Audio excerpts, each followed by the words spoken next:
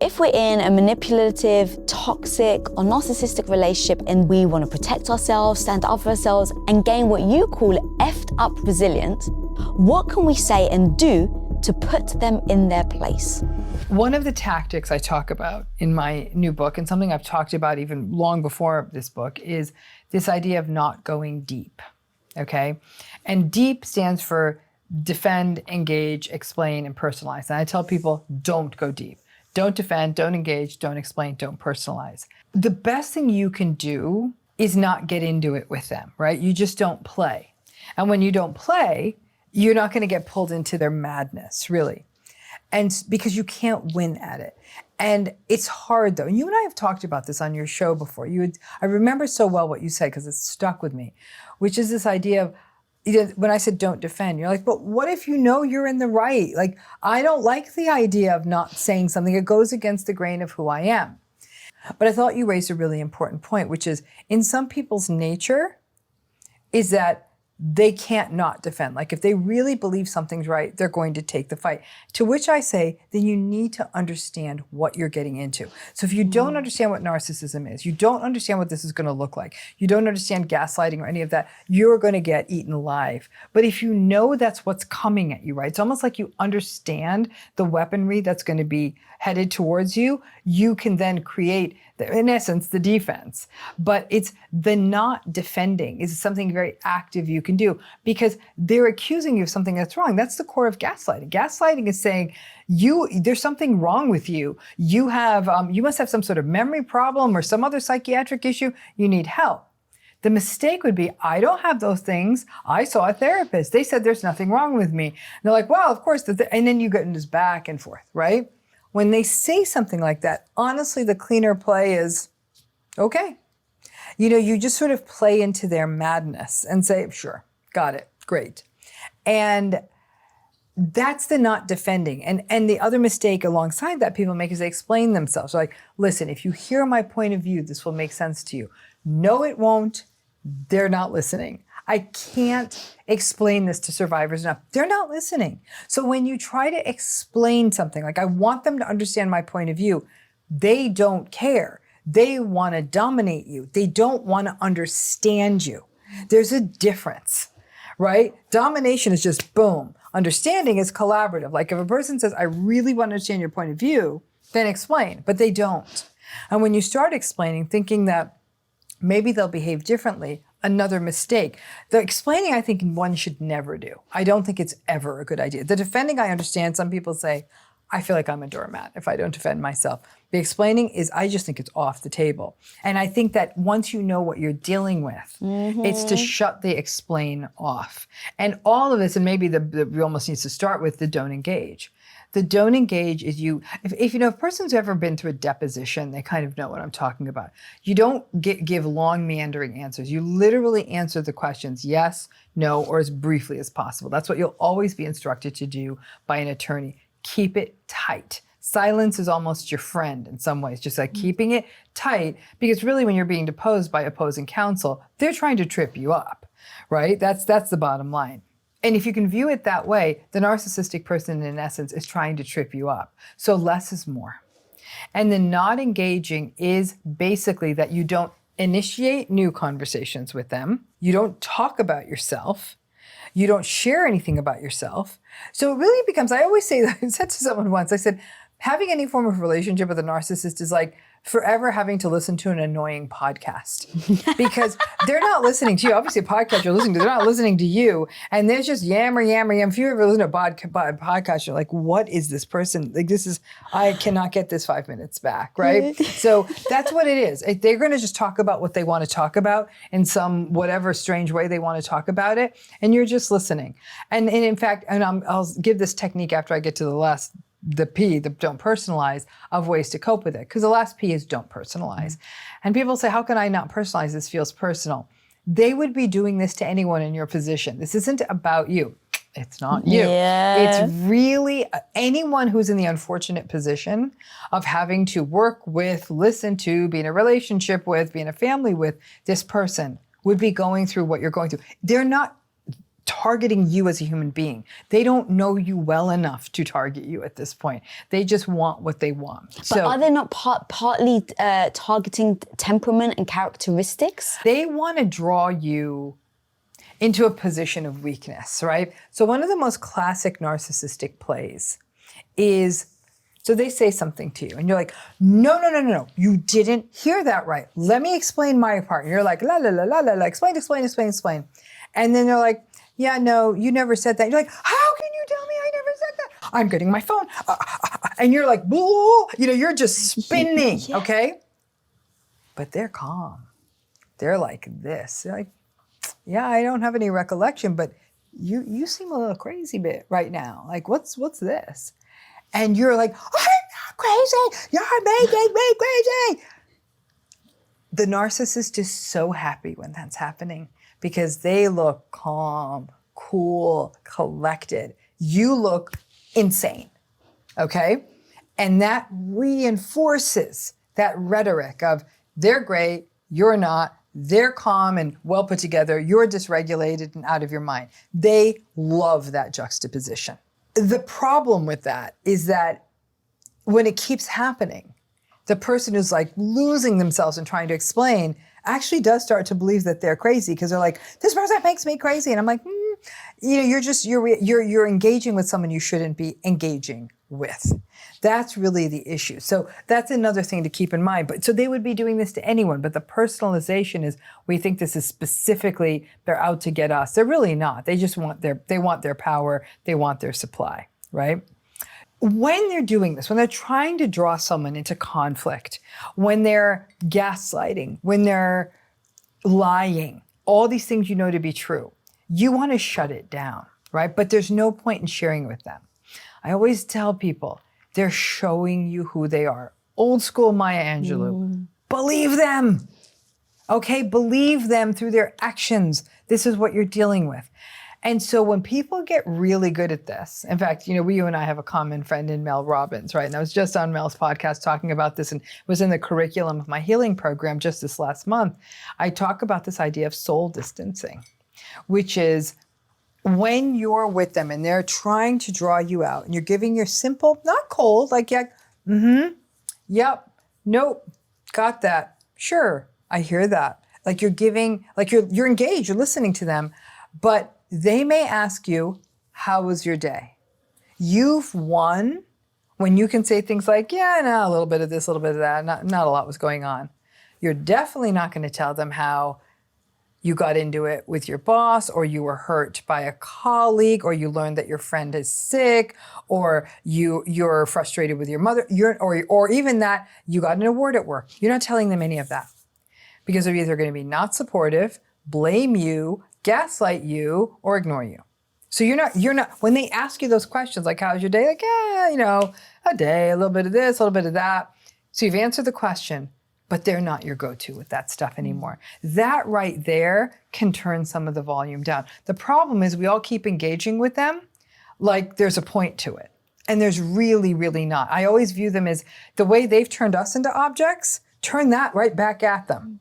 Okay, so if I have to interact with a narcissistic person because of work, for family reasons, for any other reasons, I prepare myself to go into that situation. I know what I'm dealing with. I know I want to get out of there as quickly as I can, right? And whatever, so I'll interact with them in a very, very meager sort of a way. If it's a work thing, I'm going to figure out what is it I need from this person, and I'm going to cut to the chase and get that thing, whatever it is, or give them what they need, and no small talk. We're done. I'm out. And so, and think of all the time you save, not being made to feel like you're out of your mind. But this can work. This can work in close relationships too, is you're just you're not taking their bait anymore. That's what all of this looks like, is that in those moments when they're going for you, you ground. I always tell people, both feet on the ground. It's going to help you. It's like a literal thing you can draw into. Both feet on the ground. You're very intentionally breathing. You can do like 4, 7, 8 breathing, 4 in, 7 hold, 8 exhale. You're paying attention to your breath. And if it's going on for a while and there isn't much you can do about it, I often say to people, take in your surroundings. So if I was looking here, I'd say, There's a white plant in the corner. And I'm describing these things to myself because meh, meh, meh, meh is what's coming out of their mouth. And that way I'm not engaging with them. But anything, and it also helps you kind of ground and sort of calm your nervous system down at those times. But it will take a toll on you. And I always tell people to engage, again, get into this in the book, this is what I call the preparing and the releasing the narcissistic interaction. When you know you're going to have to deal with a toxic mother, when you know you're going to have to talk to the toxic co-parent, whatever it may be, the narcissistic colleague, the meeting with all of them, you prepare. It might even only be 5 minutes, but give yourself a minute alone. It might be in a bathroom stall. It might be in your car. But you breathe in. You don't go in there unprepared. You wouldn't do anything else. You pack a suitcase for a trip. It's almost like packing a suitcase, right? And you breathe and you're like, okay, I'm not going to go deep. I am not going to engage. I'm very clear what I'm hoping for here. You have your meeting. They're going to do something that's problematic, I'm sure. And when it's done, don't think you can just jump into your day. Give yourself a few minutes for release. If it was a particularly toxic encounter, go do what you need to do to bring your nervous system back to baseline. That might be a nap. It could be a shower. It could be a walk. It could be a run. It could be sitting under a tree, walking your dog, talking to a friend, calling your shrink, painting a picture, whatever is your thing, build that into the back end. So if you know you have a day of meetings and you have any control over your schedule and you know 2 o'clock is the toxic meeting, don't book a 3. Book a 4 and say between 3 and 4, whatever. And you might be ready. Maybe the meeting isn't that bad. You're like, great, I just have an hour in my day to do other stuff. But I think we don't recognize how much this takes a toll on us. And since we can't always get out of these relationships, it's an opportunity for us to take care of ourselves despite not being able to walk away from all these relationships. That was a very long answer to your question, though. No, that was genius. And even like the timing of everything is giving yourself grace, understanding who you're about to be with, and then knowing what that knock-on effect is going to be, I think is super strong. Instead of just then diving into something and then ignoring the emotion or the thing that you've just been through. How would you even do that if it was someone you were living with? So it gets harder there, right? And I think that the challenge there, the game changes a bit because people stay in narcissistic relationships for a variety of reasons. In the intimate relationship sphere, there's reasons, the practical, the cultural, children, fear, love. Identity. I'm a spouse. I'm part of a family. All of those things, right? But hope. Some people still have not fully gotten to radical acceptance. They think maybe. But let's even take away factors like hope and even love out of there. But the stuff you're talking about, all the stuff just practical stuff. Not everyone can go. And I think that that's very important for people to understand. That doesn't mean all is lost. You can still pull back a little, because if you go with the don't defend, don't engage, don't explain, don't personalize, sadly, your topics are the weather, who got nominated for what award, they're building a new movie theater in the town, they're repaving the street. That filler conversation is like most news. Of what it is. It's what they say, news, sports, weather. That's about all you can talk about. And even these days, you can't talk about the news. But what a lot of survivors have said to me is they're like, when I really laid it to them that way, and they said, I don't like this. And I said, what part of it don't you like? And they said, that's not a relationship. I said, this has never been a relationship. You've been telling yourself something to make it feel like a relationship, but this is a person who's been disrespecting you for years or decades. We're just being honest about it now. And engaging with them is not good for you. So this is a way to disengage, but that recognition that really it is weather, it is the fence across the street, it is the squirrel in the backyard, that's all you got, is a lot of grief comes out of that. And the reality of it, because people will say, once I sort of switched the tactic to over there, we're not doing as much. But I have to say, Lisa, someone in my healing program said this, and it struck me so hard, had said how her husband, so she was doing all this, and her husband said, I'm not interested in being in a civil relationship. That fool, I almost cursed, that fool said that out loud. I was like, are you? He literally, like, when she had him in position, when she did all the things, she didn't defend, she didn't engage, she didn't explain, she didn't personalize. And he's like, I'm not interested in this. Like, he's basically saying, I only want a relationship where I can degrade and humiliate and crush you like a bug. What this does, strangely, you would think like going at someone like, you need to stop this, and this is what you did, and blah, blah, blah. Like, we think that's what holding a person's feet to the fire is. In a narcissistic relationship, it's pulling away all the supply and seeing what they do. And in this case, it's not getting into it with them. But the thing you've got to remember is if you disengage from a narcissistic person this much, there is a possibility they'll leave. And for folks with abandonment fears, for folks with fear of a relationship ending, of a divorce, all those things, that makes them nervous, and I understand that. And that's the risk of this. If you disengage enough, not always, but in some cases, the narcissistic person may say, I'm done. This is not working for me anymore. And that can really build up that sense of self-doubt. Well, this happened because I disengaged. So I sometimes tell people, again, I call it this in the book, I call it go into the tiger's cage. I say, go into the tiger's cage. And they said, what do you mean by that? I said, imagine a cage. And in that's a big cage. And in the cage, there's a cat. And you're like, is that a cat or is that a tiger? Right? If it's a cat, then it's this little sweet kitty and you're going to go pet it and it's going to be cute and you're going to snuggle with it. And that's that. If it's a tiger, it's going to tear you apart. So I tell clients, you're not sure of this yet, are you? Go in there, try it. Go tell them something you need. Ask for something you need. Tell them you want to talk about something and tell me how that works out for you. Because if it's a tiger, if this is indeed a narcissistic person, they're going to have a go at you. If this is actually a person who is not narcissistic, you guys might have just had a rough go, but you actually do express a need or want to talk to them and they're open to it. It might just be a cat, but you're only going to know if you go in the cage. And so I would never tell a client, this person's narcissistic, don't even try. I'd say, you need to try this and keep going in that cage until you're sure. You're going to get torn apart in the process, but that might be the only way you are sure. So some people will keep going in the cage. And then, Lisa, in almost all of these relationships, there's a penny drop moment. There is a moment where you can never unsee it again. And it could be anything. It could be big things, like you find them in bed with your sister. It could be tiny things, like you ask them to, I don't know, you ask them to do the tiniest little favor for your child, and they still wouldn't do it. Like it was the littlest thing and it would have meant all the difference to someone that mattered, and they wouldn't do it. So again, it could be anything, but there's a moment.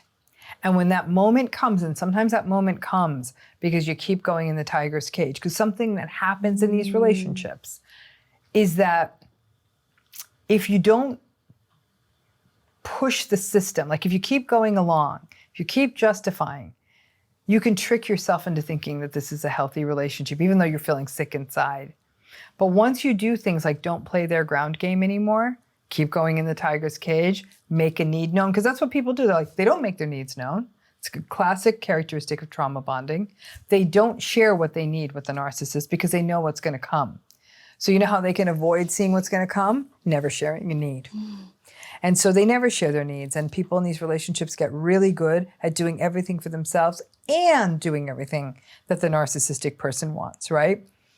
But when they start going into the tiger's cage and testing out the water, seeing what this is, seeing what's really behind the bars of that cage, they might need to see that a few times. And once they see it a few times, they'll say, oh boy, this is not healthy.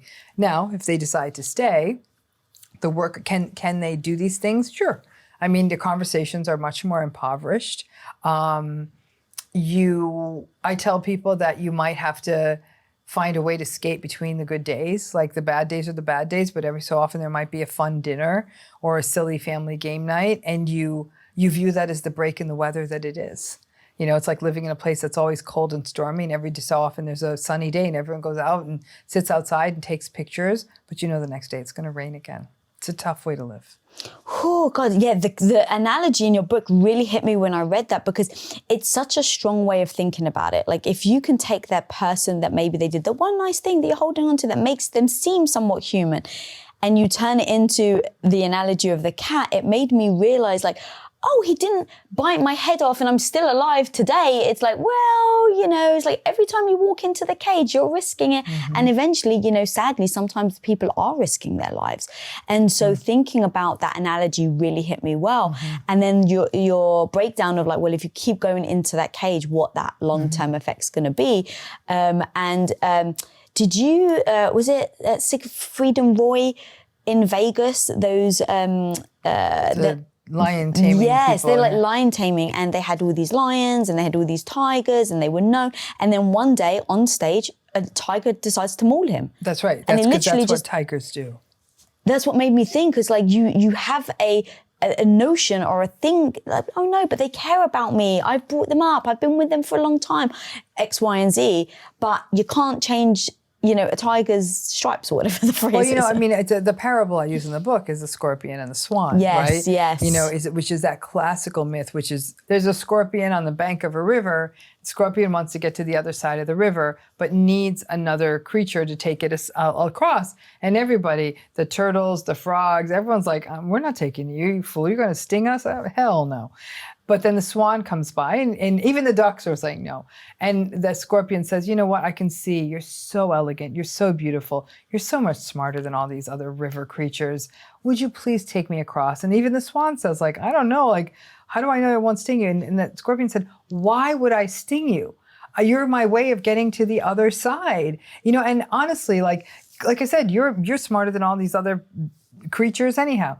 The swan, feeling that the scorpion got her or got him, because this boy swan is a beautiful swan. The swan's thinking that the scorpion got him, says, sure, come on, you're right. Why would you bite me? I'm taking you to the other side.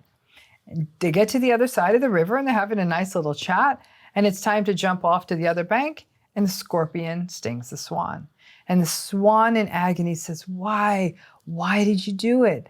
And the scorpion said, I'm a scorpion. It's what we do. And I said in that vignette, the damn scorpion has more insight than the narcissist, because at least the scorpion knows. He's like, that's what I do. I sting. Like, that's, you know, and I'm going to tell you what I need to do to get what I need to tell you to get what I need, but I'm going to sting you. And so that piece of it is that at least the scorpion would tell you that. Even the narcissist wouldn't do that, but they'll say whatever they need to say to get you to do what they want you to do. And then they will sting you. That's inevitable. And no scorpion, scorpion's not a pet. So seeing a narcissist for who they are is the first key to them recognizing how you maneuver, how they're going to act with you. So there's no surprise that you can potentially defend. But this is so much easier said than done, right? Because you're in love with this person, or this is your parent, or this is your sibling, or this is your friend of 30 years, right? In fact, and don't underestimate this friendship piece. People will say, we've been through everything together. This is my college roommate, or this is my friend in high school, and we were in each other's weddings, and I didn't know, I couldn't understand it. And then I read about this narcissism stuff, and it was they're one of their best friends, and that was its own loss. So again, I say friend because it's a thing. It can really, really hurt. But because these people, we have such rich histories with them, that when we finally really get the understanding of, oh, okay, this is a pattern, it's consistent, you sketch it out, you're like, this is clearly what's happening. It's not as simple as a maneuver out. Now it's grief. I'm really, in essence, you may not be physically losing them, but it's that sense of, I've lost the hope. I've kind of lost that sense of this could ever get better. I've lost what I've built this up to be in my head. I've lost the narrative. All of that gets lost once you see this clear. So you have one of two choices, right? Choice one is to live in the delusion, and choice two is to see it clearly. Both choices carry pain. That hit me hard. So if both choices carry pain, what would need to be true for you to seek the path that eases the pain long term? I think that's going to be different for everyone, Lisa, and I think that can shift over time. For some people, they might say, our kids are small, and I can't imagine 50% of the time not being with my 4-year-old child. So some people say, I have to figure out a way to gut this out for 5 years, 10 years, whatever. So some people, and as the child gets older, they'll say, okay, this kid, now the child's at an age where they can make decisions about where they want to live, or some people wait until the day their kids turn 18. And like, at least I'm not going to fight about that piece of this in court. We might fight about everything else, but not that. So that situation can matter. It's like those things will change over time. Which pain is worse? Sometimes it's an accumulation. Once you see it, you can't unsee it. So all of a sudden, the person's behavior is showing up in a context into like, it's very clear what it is. And you might find yourself getting disgusted by it and saying, I can't do this anymore, right? Because if you're not practicing denial, then you're fully like allowing yourself, or you have seen it, and again, you can't unsee it. That just might accumulate. You know, a colleague of mine, Dr. Yanya Lawler, she calls it breaking the shelf. You put enough stuff on something, it's going to break. So you get enough of this narcissistic stuff, you're registering that way, the shelf will ultimately break. And it does. And then the person will say, I can't engage with this person as much anymore. And remember, it's not all or nothing, Lisa, either. With families, this is easier to understand. Let's say someone is very aware now that their father and their brother are deeply narcissistic, and that every interaction with these people is toxic and is negatively harming their childhood and all of that. But embedded still in their family system is a mother they're fond of, or cousins they're fond of, or other extended family. What may end up happening is the person might say, I'm not coming home for some family dinner nonsense, but I'm going to make efforts to maybe create a time that I carve out with my mother and my sister, and we go on a vacation. Like, people might do the workarounds, or they'll show up to the family event but not stay with the family, or they'll show up for only half of it. They'll figure out what they need to do to maintain some of the relationships or not others. So that's what I'm saying, is they'll just sort of have the kind of superficial interaction while the more difficult people are around, and have the deeper ones with the healthier ones. But they'll be aware of what it is that they're dealing with, if that makes sense. In an intimate partnership, it's harder. It's harder because over time, a lot of contempt can build up. But if a person knows what they're dealing with, a lot of times, and one of the key factors to healing is having social support. And I'll tell folks, whatever that looks like, whether if you have a job, and you have decent colleagues, building up friendships there. It might be if you have kids and you're involved in the school, building up friendships there. But and this doesn't have to be 20 people. 1 or 2 good supports who can be there, who you can trust. And not that they're your shrinks, but they're just people to do things with, people to share things with, who can hear things and mirror them back, and you can support them, and they can support you. You can be there for each other. That sometimes gives people enough to have the stamina to get through to a certain point. Meaning and purpose are huge in this, is that if there's something that calls you, that compels you, whether it's work, whether it's a creative pursuit, whether it's a spiritual draw, whatever it is, that might be enough to fill those holes. But when you can hear what I'm saying, Lisa, is there's grief here. It's the people recognizing, once they see that their relationship is indeed a very invalidating, hollow, narcissistic relationship, they're giving up on a love story. And they're going to have to find that within themselves, and their life doesn't go the way others do. And it can be painful to watch other people's lives. They're growing old with someone, or they're somebody who cares for them and is attentive to them. There can be a lot of grief in this process. This healing process is not easy. And I assume that's why they try to attack your meaning, your purpose, and then the people you surround yourself with, narcissists in a relationship, because those are the things you have to hold on to in order to get through it. Well, I think it's not even that. They don't think there's anything to get through. The narcissistic person thinks they're trying great. to target you, right, because they know that having a friend around you, having meaning and purpose in your life is what's going to give you the strength. It's going to give you power. And power. They don't want you to have power, right? So if you have friends around you who are saying, you're so great, we so believe in you, they don't want those friends around, because that's making you strong. And that's taking that teeter-totter, that seesaw, and making it balanced. They don't want that. They always want their side up. So they will isolate people from those kinds of relationships, or they'll speak badly about them or devalue them. So no, they don't want you to have, they'll diminish the things that gives you meaning. If you say, oh, volunteering in this new group and we're doing all these cool things in the community. Oh, that's such a waste of your time. You're doing that for free. That's silly. These things are never going to happen. Again, otherwise you'd get power from that, and they don't want you to be powered. The other thing to keep in mind too with this power dynamic is that the narcissistic person views other people as an object. Okay, so in psychology and mental health and therapy, we talk about subjects and objects, right? Well, an object is it's what it sounds like, a thing, a convenience. Like just like there's a cup or there's a coffee maker. These things serve a function, and when we need them, we're happy about them, but we don't think about them or interact with them like they're living, breathing things. I don't care if that coffee cup had a good day, kind of thing, right? That's how narcissistic people treat people. We are conveniences to them. But when I need the coffee cup, I might take it in my hand. I might even embrace it and hold it. Might seem like I really cherish this coffee cup because right now, this cup has what I want in it. So I'm looking at it. I'm like, I love you, cup, right? Now I have no need for you anymore, cup. So peace, bye, cup. Mm-hmm. That's fine for cup. Imagine you're a person. So it's like you're the best when you're doing whatever it is they need you to do. But when that function is done, they've put you back in the drawer.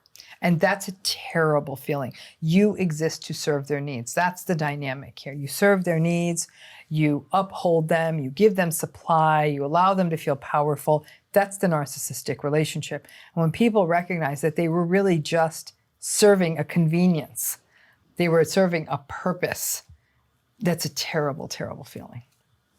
And then just to add to that analogy, because I freaking love it, is that then if you're chipped or broken, they're just going to discard you. They're going to discard you. Yes, if you stop working, if the toaster stops making toast, we throw the toaster out. So if you're no longer able to do the thing, and this takes us to this point, which again, we sort of have talked about in other episodes, which is one of the greatest moments of devastation that can happen in a narcissistic relationship is when a person gets sick. Especially people who are growing old with narcissistic people, because they'll say, I don't want to leave this relationship because I'm getting older and I might need support when I get, it's hard to grow old alone and someone else in the house and whatever the reasons are. And the devastation is when that person thinks, well, I have a partner in the house with me. They will care for me. No, they won't. You'll get sick and now you're a problem. As long as you were healthy and cooking or cleaning or helping or whatever functions you serve for this person, you don't serve that function anymore, they're not going to be interested in you. And I remember one client telling me how it sickened her that she had a narcissistic partner. She did get quite sick. She was in and out of the hospital. Complain at her, oh my gosh, this doesn't even seem real, gaslight her, minimize her health problems, all that. But when he would be in the hospital, when he would make sure he'd visit her on the days everyone else was visiting her. And he was the most attentive person. Like, babe, do you want a pillow under your knees? Like, babe, can I get you something else? You want me to go ask the nurse? And she said it was horrifying because by and large, she was really being left to be, again, minimized and devalued. But what more often is the case is that people get sick. The narcissistic person doesn't help at all. And they're working under the illusion, I have a partner, I have help. So they didn't set up nurses or carers or drivers or any of that. So they're scrambling. And I'd say to anyone in a narcissistic relationship, if you're going to stick it out, then you do what feels right to you. But you better have a plan B in place for when you get sick. Because I can promise you one thing, this person ain't changing your adult diapers. Mm-hmm. Now, if you do a plan B, and the narcissist finds out, are they going to get more mad with you that you've got a plan? Like, how does that almost play out? They will probably play victim because we haven't even talked enough about that. It's like how much the narcissistic person will play victim. Like, you've never believed in me. Because now what you've done is you've empowered yourself, right? Because when you're sick, it's an interesting reversal for them too, because now they're really in power. But the problem is they're really in power because you're sick, but now you need things from them and they don't want to do them. So it's very frustrating. So like if it was a wealthy narcissist, they would just hire people to care for you. But most people don't have those means, right? They have to pitch in and they don't want to do that. They don't want to take care of those things. Narcissistic people will get a little bit petty, like, oh, okay, well, I guess you got it all figured out. You have no use for me. And they'll sound a little bit passive aggressive and victim-y.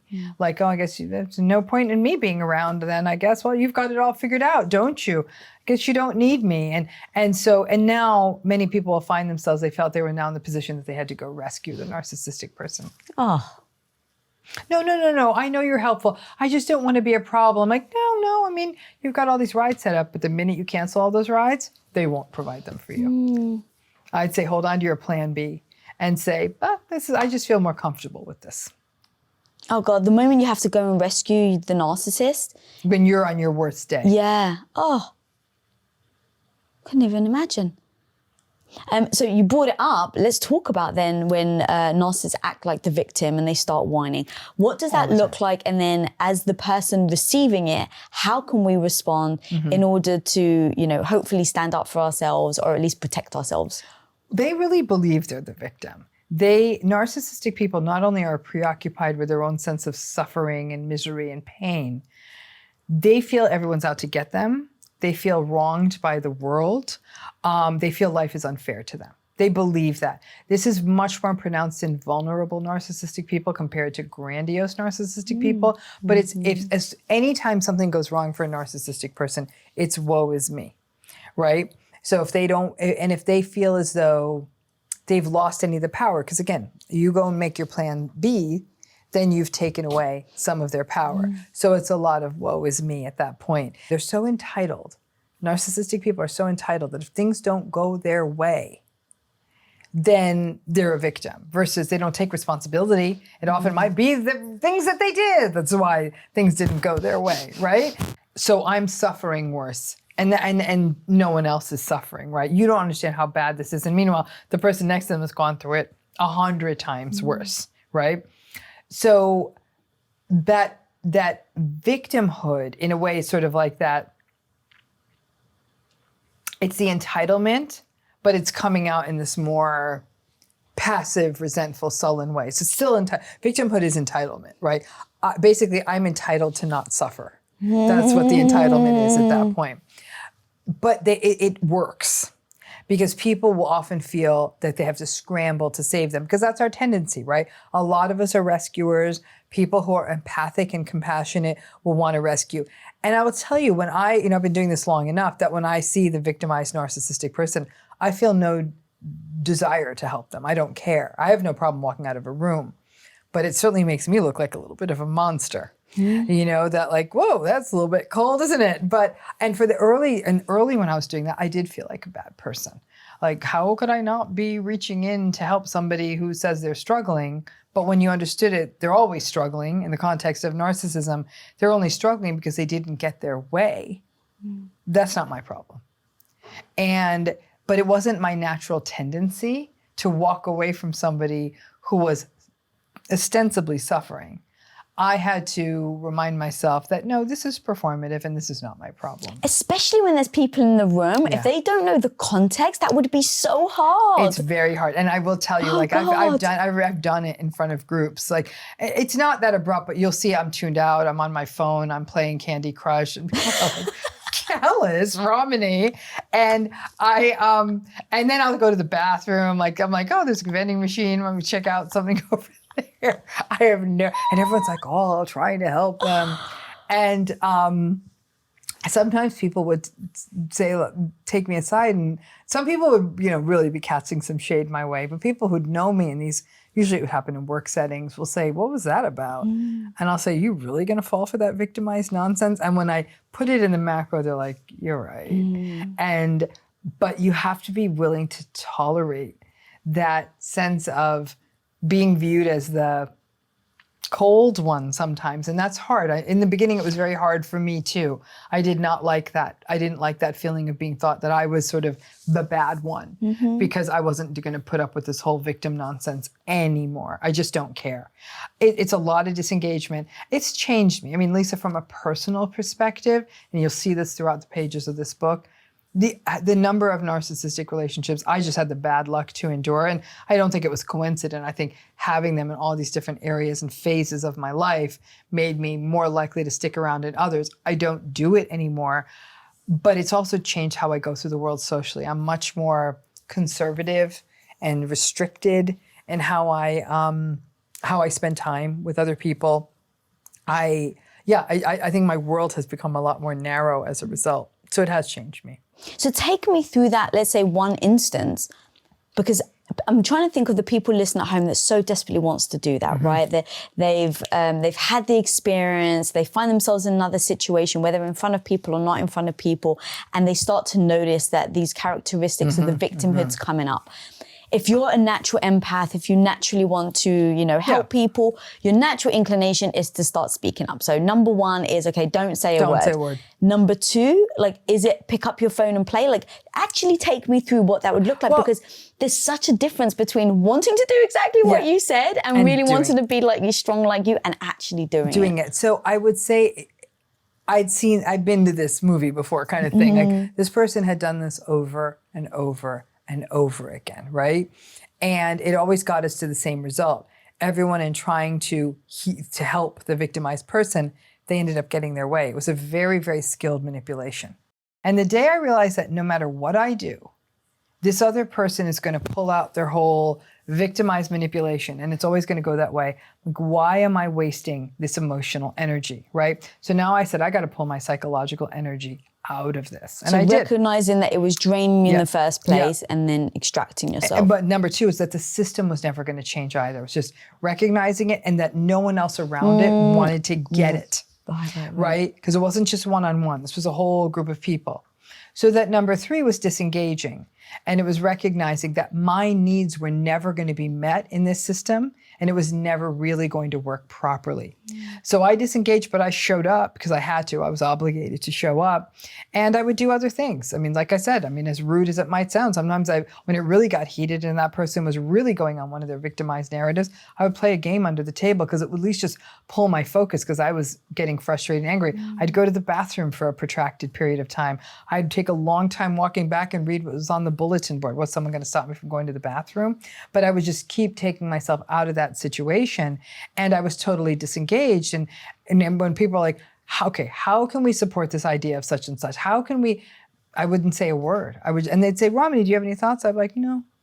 And then the system really got more and more problematic. It kept orienting towards the victimized person, and really then the victimized person was trying to do less and less and less, got away with it, created more workload for everyone else.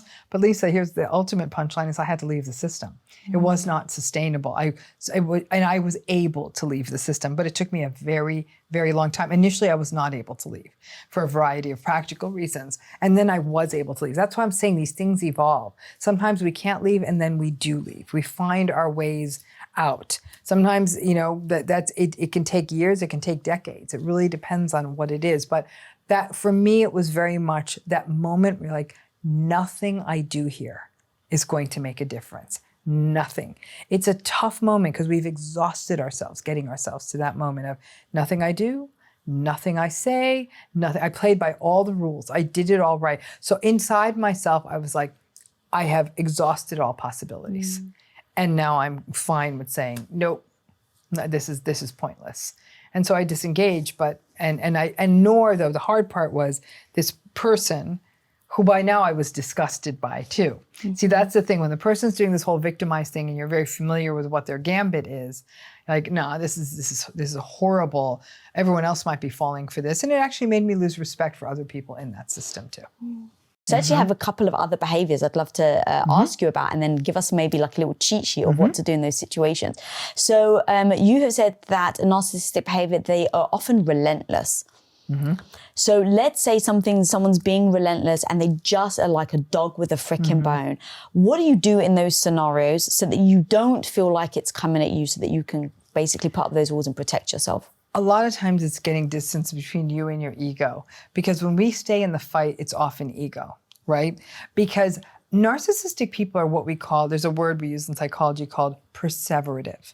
And to be perseverative means you perseverate. You keep doing the same thing over and over and over and over again. And they are relentless like that. They will get, there's an obsessive quality to narcissism. That's why they get obsessive about their revenge fantasies. They get obsessive about, I'm going to make this person pay. They get obsessive of, I'm going to do business with that person. They get laser focused. It's part of the reason many narcissistic people can also be quite successful, because they do get obsessive, and it does feel relentless, and they don't let it go. But this can also happen with points that they're trying to argue with you on. It could be happy. You'll see people go through this in narcissistic divorces. They will be relentless about certain things. There's no way in hell you are getting this much money, blah, blah, blah, blah, blah. And they will lose their minds, sometimes even doing illegal things like offshoring money and stuff to make that point, right? They'll almost like hurt, again, what I said about the rewards and consequences I've been talking about. Whatever they can do to get that fix of, no way are you getting this from me.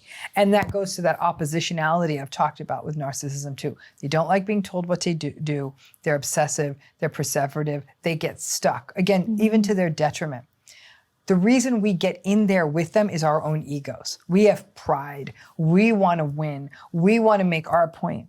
And if you can make that break from your ego, it's like my ego wants to have that fight. Like, ego, you need to take a nap. And I'm out. Like, it's because it is ego. There's no point. There's no point in this interaction. So once you do that, you recognize, once you can leave the pride and ego part out, that you're not doing it. Now they are spinning and spinning and spinning. Like, they'll be damned if you won't get into this with them. But that's that disagreeableness. They want the conflict. Don't give it to them. Because they will. They're better made to fight than you are. They really are. They're scrappy fighters. And some people like fighting. And if you like fighting, then go for it. Then that's you. That's not the average survivor. So when you say don't, basically take the bait, if they are relentless, would they just eventually wear out and stop then? Is that the goal? Or they'll leave. And that's that abandonment piece. They may say, they'll say, I'm out of here. I'm done with you. Okay. That is, in the long run, you will always be better off if you can get out of one of these relationships. And in the long run, you'll always be better off if they're the one to leave. Common sort of, if you will, sort of, how do I put it? Armchair relationship advice is, you want to be the one to leave. Doesn't it feel better if you're the one to leave, right? So you're taking your power back. You're taking your power back. No, you're not. In this case, when the narcissistic person leaves, what you've done is you've taken all your headaches and taken them back, and like, I don't have to have these anymore. They leave. They have the illusion of ego. You've won. And even though it's hard to see that initially, I promise you, you have won. Because you say, you basically don't say, you don't fall for their relentless baiting. You don't get into the mud with them. You don't fall into the pit of their agreeableness. You don't feel the need to soothe all their victimized nonsense. You don't do any of those things. They're probably going to walk. They're going to walk. They're going to find new supply who will do those things for them. And for a lot of people, it's like, but what if I'm making a mistake? You're not. And that's hard. That's the hard part, is helping people recognize that the best thing just happened to you. And people will. The trauma bond means that they keep sort of looking through the rear view mirror, wondering, was that a mistake? Was that really my person? Maybe I'm misreading it. Maybe they're not this. Maybe they are.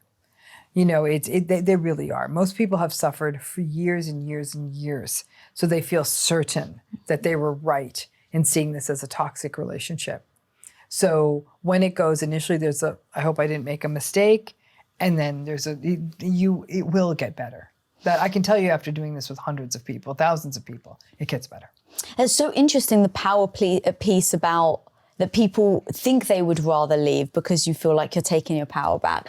And I would assume then in having the narcissist leave the relationship, it's almost like serving their part of another characteristic that you talk about is their need for dominance and their need, for the power. Exactly. So they feel good about it because they feel like they have the dominance and power. Yep. And so you're almost giving them what they want so they never have to come back and... Correct. Well, I'll tell you an interesting way to think about it. I'm always amazed, Lisa, at how much people don't understand how divorces work. I really am. Like, when you rent a car, there's like, you read the things like, okay, if I go through a toll, I have to pay this much. nice rental car people give you that contract. You can even read it ahead of time. You're like, okay, got it. Nobody reads that fine print on marriage. They don't. And I think it's because we don't really give them the fine print on marriage. And as a result, most people don't understand how a divorce works. They don't understand community property. They don't understand prenuptial agreements. They don't understand custody. They don't understand any of it, okay? Least of all the narcissists, who are all so entitled that somehow they don't think that the divorce laws of their state apply to them. Mm-hmm. So this is something I've seen happen many times. The narcissistic person gets married. They don't have a prenuptial agreement. They find new supply. They get caught. Relationship falls apart, okay? And the narcissist is like, to hell with it. I'm out. I'm leaving. They're thinking they've got their new supply and all of that. And then they read the fine print. The divorce attorney says, okay, well, the value of your house is this, and that's half of this, and the retirement account this, and the person's like, wait a minute. You're telling me I have to give this person I was married to all this money? And the attorney's like, yeah, like that's how the divorce works in most states. We're in California. I can only speak, that's the only laws I've ever, my clients have gone through. So yeah, you're gonna have to pay this money. And the narcissistic person's like, well, that's not fair. And the guy's like, you married this person, right? The attorney's like, you married this person. You signed a piece of paper, you married them. This is what you agreed to. I didn't agree to this. Yeah, you did when you married them. It's a legal contract, okay? And then you know what the narcissists often do? They go back. Because of that. Because they don't want to do that. So then they'll do things like try to figure out new ways to be shady in the marriage, but won't want to leave it. Or they'll try to engage in a postnuptial agreement. So they don't have, but they, like, this is why, it's like, it's drawing blood from a stone in a divorce, because they're very oppositional. So it may very well be that a partner or spouse that they encouraged to leave the workplace, the narcissistic person took over the finances, that partner or spouse might have supported them in their business, may have raised kids, whatever. Now they're saying, well, I don't want to give them anything. That's classical, but they'll come back in if they don't want to give up the money. They just don't think that these rules apply to them. But then people get confused when they come back. And I have to say, I've seen this happen at least a half dozen times, where the narcissistic person, for all their smarts, didn't really pay attention to what marriage really meant. And as the higher wage earner, that they were going to be in some financial obligation to this person that they were married to. These are long marriages, 20, 30 years plus. And it's the person foolishly, sadly let them back in because they thought they really wanted to come back after all. They would tell them, we built this life together, I'll change.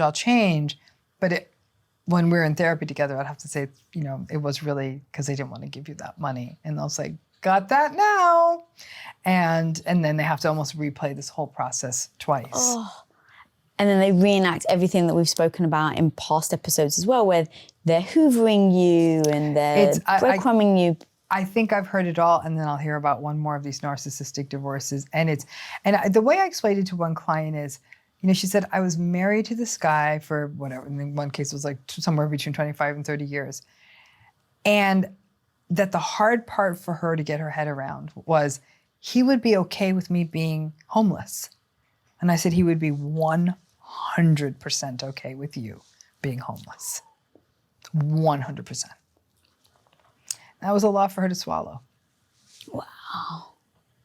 Yeah, because you go from, all right, they don't really love me, but to have that type of ill will and... It's not even ill will, Lisa. It's not caring. I think not caring is worse than ill will. Interesting. Oh, tell me. It's the absolute disregard. The way many of us might struggle with walking by, most of us, I'd like to think, would struggle to walk by someone who was struggling, who was really, really having a hard time. Even if we might have doubts on like how they got there and all that, we're like, I can't, this person's suffering. I care about other human beings. I have no relationship to this person.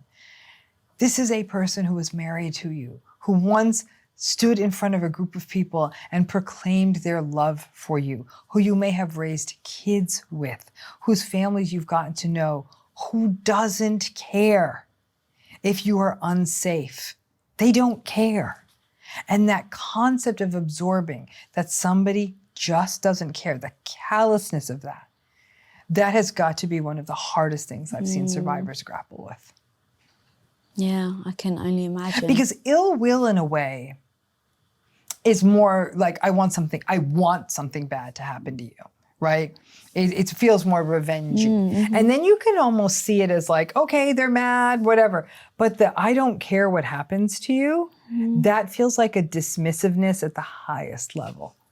And that's really, really hard for people to get their heads around. But it's all part of that process of radical acceptance, which is really where the healing process begins. There's a quote in a song, or a line in a song that goes something like, I would rather you hate me than you forget me. Yes. And that's exactly that. We want to evoke feeling in people. And as the narcissistic divorce goes through, people will say, I had no idea what this person was capable of. This is the first they're seeing the breadth of it. Really it is that sense of you don't care. People said they didn't care that their kids would be living someplace dangerous. They didn't care that their kids' quality of education was going to drop. They didn't care. They were punishing everyone because of that oppositionality. I didn't get my way. You can't have my stuff. It's like the kid holding all the toys saying, nobody can have any of my toys. I worked for these toys with no concept that it was a partnership. It was a spouse keeping a life running that allowed this person to build what they built. No recognition of that whatsoever. All right, I've got another behavior that you say that's fascinating that we haven't really touched on much. You kind of loosely did, but that narcissists have thin skin. Yes. Narcissistic people are very, very sensitive. They are interpersonally sensitive. They react very strongly to any form of feedback or criticism. And again, if you think of the architecture of a narcissistic person, there's this deep insecurity with them. It's like a well of shame that is it's like capped off, like an old oil well or something like that. And it's kept down. So it's unconscious for them. It's this chronic that's always bubbling. It's always this fight part of them. There's an edginess to narcissistic people, right? And they probably even experience it internally, but they don't know what it is. However, when it's almost like they tell you something's gold, but you scratch your finger on it and you see it's just plain metal underneath. When anyone scratches their little gold leaf off the top, and the fact that they're just metal shows up, it brings up in them a strong series of reactions, but mostly it's panic. It's shame. It's a wave of shame coming up, like I'm not perfect and someone's going to see it. And then that shame results in rage. So then the rage means they're powerful, right? I'm more powerful than you. You're scared of me. But it's really because you brought out that thing. And it is I think it's one of when people say, what are the red flags? That might be one of the most clear red flags there is. How does the person's like, what? I've just met this person, known each other a few months. What can I look for? How do they respond to criticism or other forms of disappointment? So it could be the table's not ready at the restaurant. They had a workplace conflict. You give them feedback. Maybe a friend of yours makes a playful jibe about something, that and how do they react to that?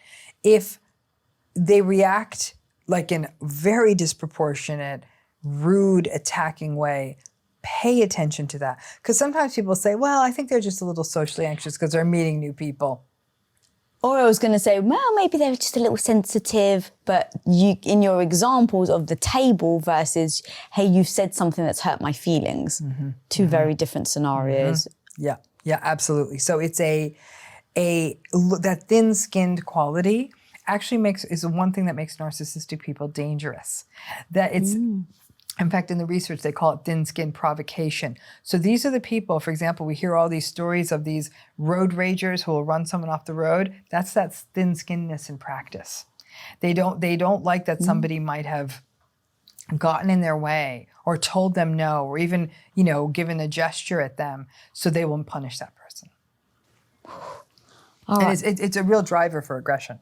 It's also, again, I think I've said this like 8 times now already, but there's so much confusion in it, because especially if you see somebody that appears dominant, strong, and then you see that they're really sensitive, Like it actually can seem a little confusing, or to be honest, depending on the scenario, I may be like, look, they've got like a heart, they're sensitive. It's different kind of sensitive. So it's not like, oh, I'm hurt, you hurt my feelings. It's anger. Let's say they're sensitive to something and it's they show it in anger. That doesn't necessarily mean they're a narcissist, because I assume that sensitivity It doesn't, can lead to that type of response in a lot of people. The reason why I'm saying it is because sometimes I get angry when someone's like pressed a sensitive button, right. and my protective mechanism right. is to get angry, but right. actually it just comes from a source of insecurity. Correct. We might do that and immediately say, I was out of line. I am so sorry.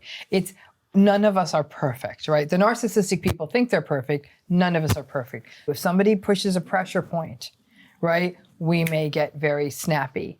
But the awareness, that self-reflective capacity that's lacking in narcissistic people for us to say, okay, that was not okay. And we reach out to the staffers or we reach out to the friend and say, I was out of line.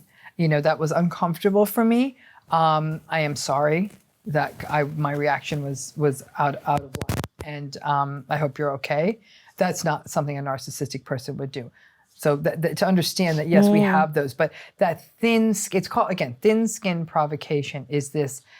It could be the smallest thing. It could be that you accidentally brush by them in a store and they turn around and start screaming at you. It could be, this is what I'm saying, road rage is a big part of this. It could be a little bit of feedback.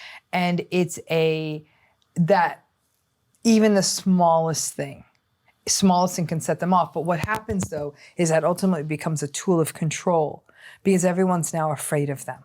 So nobody creates a circumstance where so they don't get feedback, they don't get criticism, and this is how monsters get made, because they get to sit in their bully pulpits. And if you think of some of the most narcissistic, like corporate leaders or political leaders, and you read about the people around them, you'll say nobody would ever tell that person something they didn't want to hear. There is no way. So you can't govern that way. You can't lead that way if you're never being told what's wrong. But if everyone's too afraid to do it, you can see how everything can come tumbling down under those circumstances. It could be very similar in a family. I mean, I've seen family systems where whoever was at the narcissistic head of the family, because everyone was so afraid of their rage, would not give that person an ounce of feedback and wouldn't even tell them important things that probably would have been important for that person to know, but everyone was just too scared. Now, one of the character behaviors that I find very tricky is that you say they're incredibly charismatic. And so everything we've already said is almost like the negative, right? When they're irritable, when they do this, when they're, won't let things go, dog with a bone. But the opposite sometimes can be even harder because it feels really good in the moment. So when someone is being incredibly charismatic, how do you know if it's a part of their mask that they're wearing, or how do you know if it's genuine? And then if you start to spot that actually it's a mask, how would you actually then respond to that if you see it in front of you? Most charismatic people are very performative. And in my experience, when I've talked to charismatic people, when they've come off the stage, when they're no longer the center of attention, I don't feel like they're looking at me. I feel like they're looking through me. There's something very different in their gaze. And I can pick up on it right away. I can feel it in my body. And that's when I'm like, no, all that stuff we saw on the stage, there's no there. And I'll end the interaction on my part. It's lovely to meet you, and I'm out. Like I won't do it. But what about that rarest of things, the charismatic, charming person who's a decent human being? And maybe you don't have the gut intuition that you have because you've experienced everything you have. I would say the first thing is, are they capable of having a balanced conversation and listening? So in other words, does the conversation have to be all about them? Or are they able to ask a question about you? So to meet someone charming and charismatic, they come off the stage, you're talking with them, and it's a real conversation. It's not them looking through the corner to what's the next best thing they need to get to. They track the conversation. You feel seen and heard. To the alternate, there's somebody I met recently who is very charismatic, very successful, and beloved by millions and millions of people. Absolutely awful person. Absolutely awful. Was asking me questions that were just rude. They were dismissive. I wasn't being seen. I wasn't being heard. And I was being given the bum's rush. And I'm thinking to myself, F you. I don't care if people think you invented fire. You do not have the right to behave that way. And I'll be frank with you, this is somebody who I know a lot of people like reading this person's work. I'm not referring people to this work because it felt like it was written by a relatively soulless person. And so it is, can they, that charming and charismatic person, be present with you, hear you, not be dismissive, not monopolize the conversation. That's the sort of thing, to show genuine interest in you. And if they can do that and you feel seen and heard, that's a good sign. And again, I'm not talking you meet a celebrity off a stage, and that's not the circumstance, because that wouldn't work. Obviously, they're going to be 1,000 people, 1,000 people all them, trying to clamoring. That's sure. not what I'm talking about. I'm really talking about someone you're meeting in a circumstance where it would be appropriate to slow down and have a conversation, and that they are attuned to you and hearing you, and it's not the them show. In having said all of everything we've just spoken about today, you actually in your book also then break down how to have narcissistic resistance. And so you've got 3 tips, and it starts with become gaslit resistant. Right. So how do you do that? To become gaslight resistant is you have to give yourself permission to own your reality. Okay? And own reality in general. So that means listening to your body, being plugged into what matters to you. So this will be the kind of thing. Let me give you an example. Once a person has been through a narcissistic gaslighted relationship, they lose all sense of, they don't even know what kind of dessert they like anymore. They don't even know if they like dessert. They don't know if they're cold. They don't know if they're hungry. They've lost all that. Why? Because when they said those things in the narcissistic relationship, they say, you can't be hot. It's cold in here. Or you can't be hungry. We just ate. Or you don't like that kind of cake. You keep hearing that long enough, you're like, I don't know what I like. So one thing I'll tell people is, get familiar with yourself. Who are you? What are you about? What do you like? Everything from what do you like on your pizza to what matters to you in the world to how do you want to spend a Saturday night. There's all kinds of actually journals out there that have those prompts, like get to know you kinds of prompts.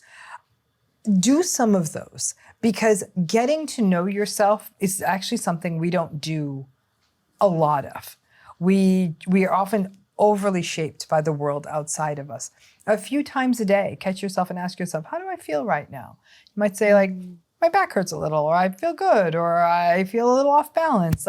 That kind of allowing yourself to sort of have these moments of reality within yourself can make a big difference. The second thing is to know what gaslighting is, right? And that's its own process, right? To be gaslighted, it's not simply to be lied to or be told, I never said that or that never happened, though that's the first part of the gaslighting.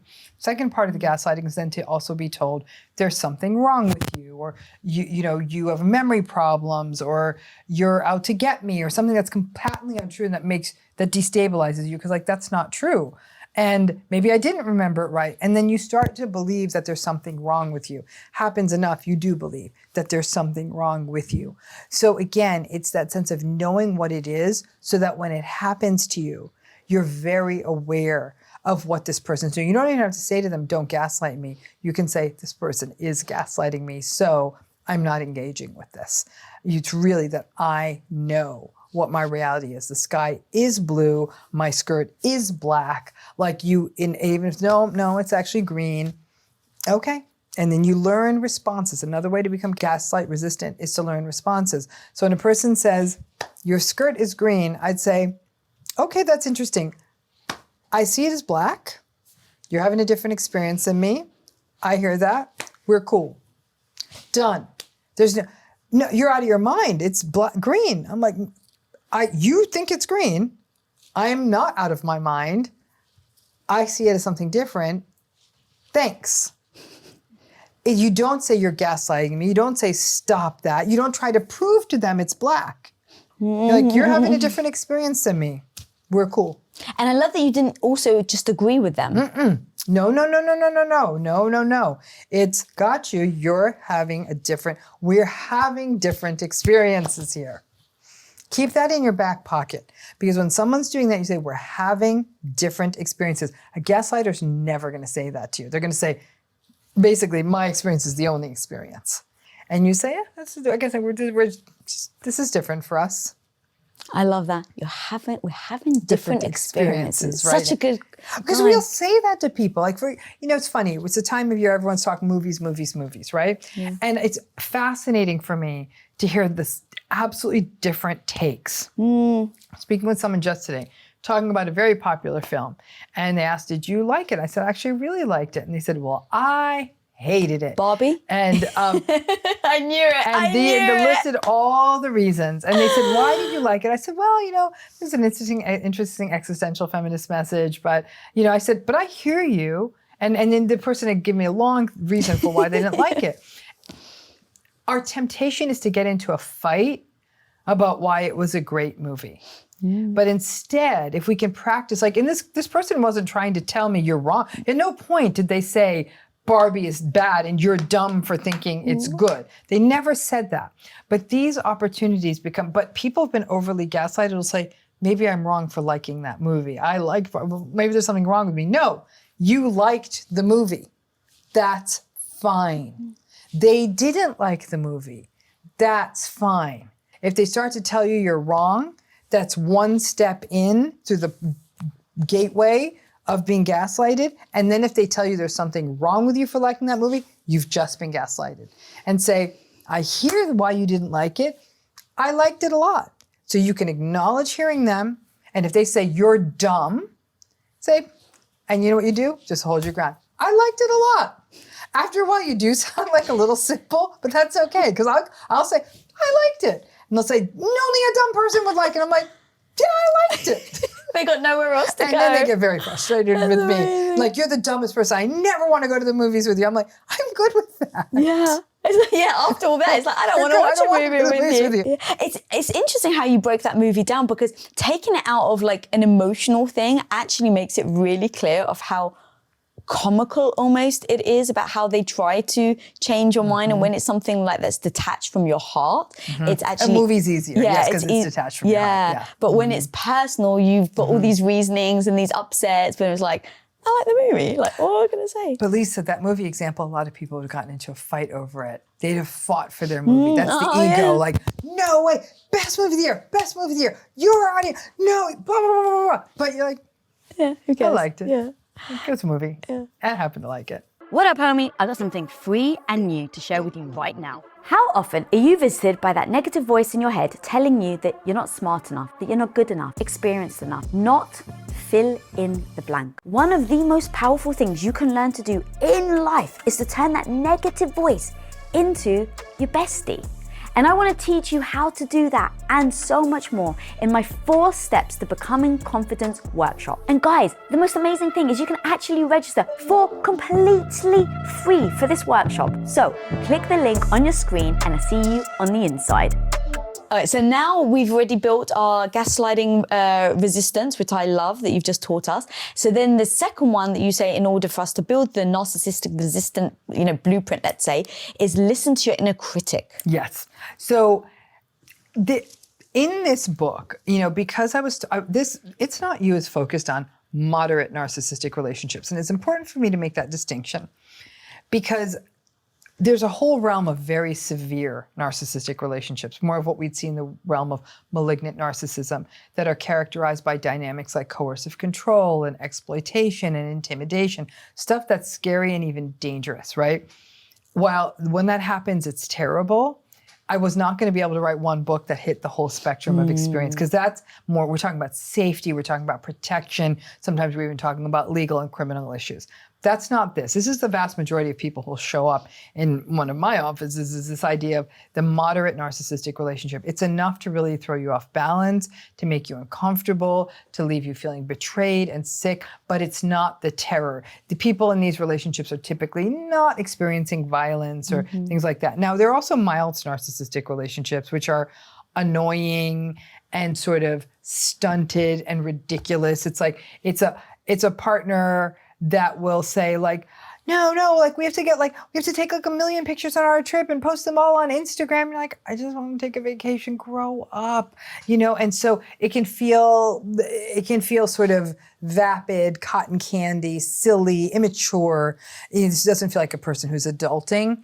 Again, that's not that harmful. It's annoying. This is harmful, but it's not dangerous. So going back to the side of the inner critic. The inner critic has, some of its origins in other models that are very highly used and heavily used in therapy, like internal family systems work and even parts models like fragmentation theories around trauma and all of that. But this idea of the inner critic, if we take all of that and sort of turn it into something that people could understand outside of a therapist's room, is that inner voice that's telling us like, oh my gosh, you're so dumb. Do you really think you could start a YouTube channel? Who would ever be dumb enough to watch you? That's the voice inside of you. And you're like, well, that's a mean voice. Where did that come from? That inner critic in some strange little way is trying to protect you. And what is it trying to protect you from? Is the idea that failure and harm and all these other things could come, and it's equating all that. You take this chance and a terrible thing's gonna come, may not go well, and then what, right? And it's almost like your anxious friend saying, I don't know, I don't think you should go on this trip. It's kind of dangerous, it's icy roads. You wanna tell your friend like, I'm good, I got the right tires, please let me go be myself. So your inner critic is actually trying to keep you safe. That's what it's trying to do. But the problem is we see it as a voice inside of us telling us we're dumb, telling us we're foolish, telling us we're gonna fail. And if we can, because it's a voice inside of us, maybe recognize where that came from and also what it's trying to do to protect us, right?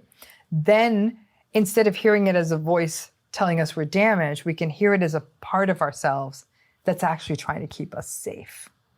And receive it with compassion, because that voice can often lead us to stop ourselves, right? And to say, almost say, inner critic, I got you. Like, if this doesn't go well, I'll be okay.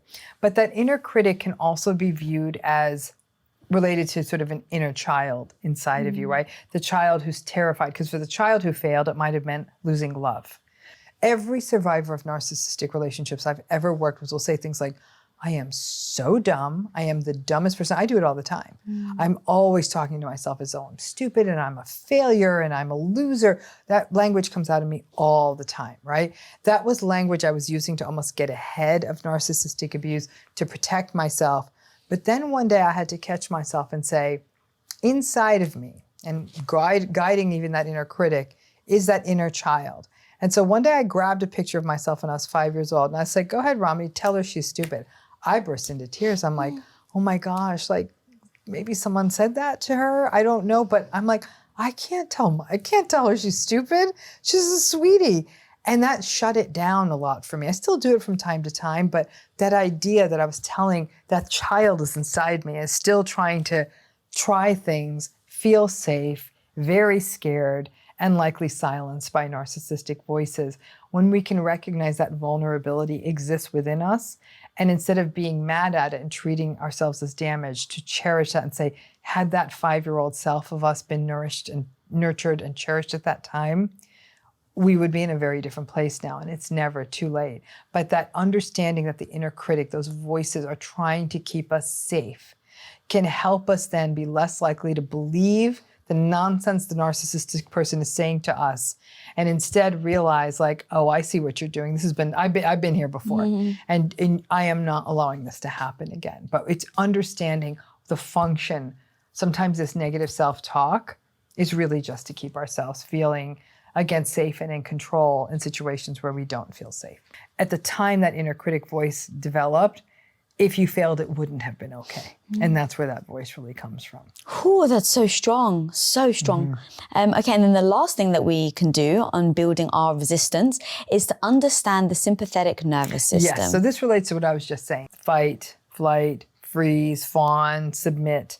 And all of these functions, these parts of us, how we respond to situations that we experience as threat, are designed to make us to leave us feeling safe. The sympathetic nervous system was really, really designed as an alarm system that was designed to detect actual threat and respond to it. Think of it as like a burglar alarm on your house kind of thing. But the burglar alarm goes off every time a leaf wags in the wind, right? So it's always going off. You're like, oh my gosh, this is costing me a fortune and this is ridiculous. And that's a little bit what an overactive sympathetic nervous system does. For example, people with post-traumatic stress disorder, the sympathetic nervous system is completely thrown off because once we experience something like a trauma, we internalize that and the world feels more threatening. The same thing happens to people who are in long-term narcissistic relationships. Things like conflict become terrifying. Sharing of ourselves becomes terrifying. All these things that are actually normal things become scary because they were places of shame or humiliation or minimization or devaluation or gaslighting or whatever. So what happens over time is that, people always use this term triggered. What it really means is that we have this physiological, physically held somatic reaction to certain stimuli in our environment. An example would be someone raising their voice. Maybe someone's raising their voice not out of anger, but like, come on, you guys, come on, like this is a great idea. And then someone in the room is starting to get trembly because what they heard was a raised voice, which might have been the voice of the narcissistic father, right? And they're having this sort of reaction within themselves that they're feeling it physically. And then what happens is we have these different kinds of sorts of sympathetic reactions. And the fight reaction, and some really interesting work here, most pointedly Janina Fisher's work here, that, the fight might literally, you take the fight, but sometimes the fight is anger. It's like, this is unfair. This sense of like, what the hell is happening here? This is unfair. And when we feel things are unfair, we feel them physiologically. Our heart races, like we don't like that feeling. The freeze is when someone's coming at us and maybe saying things that create those old, familiar, sort of triggered feelings. In the freeze, we can't find the right word. We're stuck. We can't respond. A lot of people feel shame at those times, saying, why did I just stand there like some kind of fool? I feel like an a-hole. I was just standing there, and that not realizing that that was your nervous system. Then there is the flight, which is either to withdraw, to pull yourself out, to check out, to dissociate, right? So you're again, once again, you're sort of pulled out. It's not so much that sort of stuckness as much as you just, you go out of there. Then there's the fawn. And we attempt to win the narcissist over, especially when they're really coming at us. Like we try to be what they want. Some people might even say that they felt like they were almost trying to be seductive with the narcissist just to get them just to please them. Because if you pleased them, they wouldn't be a threat. And then the submit response is like a person just gives in and capitulates, and it almost becomes like sort of depressed. They just sort of lose their will. But all of these responses are safety responses that have gone awry. They've gone too far. And some of these responses like fawn and freeze, people will often feel shame about. The fight response, they'll feel like, well, I'm the one to blame, right? It brings you into this idea that you're somehow complicit. The thing that we have to remember, and Janina Fisher says this beautifully, is we have to be curious about these responses, because as they're happening, when we stop and realize, what is this about? Why is this happening? And then to really realize that that predominant response has an ancient sort of origin for us, right? And it's all part of this idea of trying to feel safer at that time. But by understanding these responses in ourselves, instead of being angry, like, how could I have been so foolish and not spoken, is to say, I was really, really being activated at that time. And I understand what that response was about. If anything, it tells us more about the circumstance we're in, that this is an unsafe situation. And that's something I really try to get people to in these relationships. I need you to identify that this pattern, it's not safe for you. Not safe as in you're going to die, or unsafe as in danger, but you no longer really feel comfortable in your body. And many survivors of narcissistic abuse will say, yeah, I never felt comfortable in my body around this person. Like, I told myself the stories I needed to keep this relationship going, but I never kind of felt right. These are people who report GI problems, nervous system issues, heaviness in their chest, clenching of the throat, weakness in their limbs, tension in their limbs, headaches. They were carrying all of this in their bodies. And when the threat would increase, they'd feel it in these other nervous system responses. But it's to recognize that these are all alarm signs, that something isn't right. And many times our sympathetic nervous system tells us, it's like an early warning system. For me, I carry it in my throat. I carry clenching in my throat. And sometimes I feel a heaviness in my chest or a clench in my gut. When I start feeling those physiological signs when I'm with someone, I'm like, okay, I'm not good in my body here. Something's happening here. Let me pay attention. And then I'm a fawner. I'm very aware that fawning is my safety response. And I have felt shame about that. It's to catch myself when I'm doing that and say, slow down, sister. You don't feel safe right now. So you might do better than just to sort of show yourself some grace, step back. You're just trying to feel safe here. So it's a way by understanding, basically your body is telling you about a red flag before you've even shaped the beginning of it in your mind. And what I think is so strong is those flags for yourself, and it's going to be different for everybody. And as you were saying it, I was like, yeah, my face gets warm. Yeah, that's a common one. My heart starts racing, and then my gut just tenses like a knot. So if those three things for me happen, I know that I'm having a response to something. And that's how people, if you can get out of there for a minute. Breathing is huge on getting your nervous system reoriented. Using your breath, breathing, grounding, sometimes just a hand to your chest, feeling your heartbeat, just counting the beats, bringing them down, orienting to your body.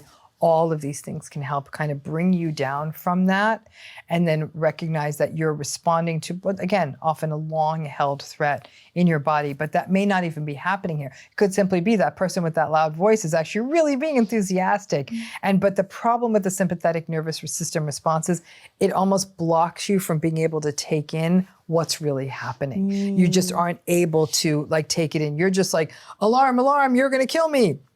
Versus what's happening here? And oh, I see it. And I also understand why I was triggered. Yeah. So in order to become narcissistic resistant, it's to be resistant to gaslighting, to listen to your inner critic, and then understand your sympathetic nervous system. Tune into yourself. Your body is telling you, your body holds a lot of this. So listen to it. Guys, hit that subscribe button. If this episode impacted you as much as it did with me, girl, where can we find you and your amazing book, It's Not You, and just the insane amount of content and beautiful work you're putting out in the world? This is a book that was written from my heart and frankly my nervous system to help people heal, to become more narcissist resistant, learning about discernment and all the rest of the other things we talk about. You could also find me on YouTube at Dr. Ramani, on all socials at Dr. Ramani. And we also have a healing program. For people who are interested, you can go to my website, drramani.com, hear more about people, an entire community of thousands of people who work every day on healing from these relationships. It's a reminder that while this isn't easy, it's really possible. If you want to stand up for yourself when someone totally disrespects you, then keep watching. Typically, when I meet a new client, I set those boundaries out of the gate. Here's what you can expect from me. Here are the things that I'm committing to doing for you and with you. And here I'm available to you at a moment's notice between the hours of 7 a.m. and 9 p.m. Nothing is so urgent in what we do for a living that there needs to be a phone call after 9 p.m. at night. I already am available to my clients much longer than a typical attorney or a doctor would be, or anybody that is an entrepreneur. And at some point I have to shut it off. So I make that stuff known out of the gate, and that those expectations are set. Earlier in my career, I didn't do that. I was like, I'm available 24/7. You call me at 1 o'clock in the morning, I will pick up. I don't do that anymore because I find it doesn't service them, and it sure as hell doesn't service me. If I don't have time to sort of reset in the evenings, then I can't be my best self at 7 a.m. when they actually do need me, and when we're in actually during business hours where we can actually get something accomplished other than complain to one another. So I'm very clear with my clients out of the gates about setting parameters on what their expectations are and what I can deliver. Can I ask you one more thing about that? Yeah. I mean, I guarantee it. They respect you even more because you set those boundaries when you first start. Absolutely. Like, for example, because I am on a TV show, when I go out on a listing appointment from time to time, they know me from the TV show, and they might say, well, we're looking to have you represent us solely. I will come to the listing appointment with either my co-listing partner and or my director of operations and say, here's the team for you. I cannot be in 10 places at once. I currently have 15 listings on the market north of $5 million in Los Angeles. So there is going to be times where we need to get a client into your house and I'm going to be booked. And if that's the case, these are the people that are going to be there for you during that time. And I set that expectation on the front end so that they understand it. Question then, thank you for sharing that, it's beautiful. And now, do you set those types of boundaries with your friends and with your partners? And I'm much better at setting boundaries professionally than I am personally. I mean, I think we could all agree that that's a little bit more challenging. Our relationships personally have so much more emotional important to us, to us thriving. And so I'm willing to sometimes accept a lot less, and that's the journey that I'm on. And again, that's why boundaries can be crossed and you can come back from them. But, you know, I'm working on that consistently. I know that's, you know, a struggle of mine, defining boundaries within what I'm willing to accept from my boyfriend, my ex-husband, what my expectations are of my kids. So yeah, I work on it every day.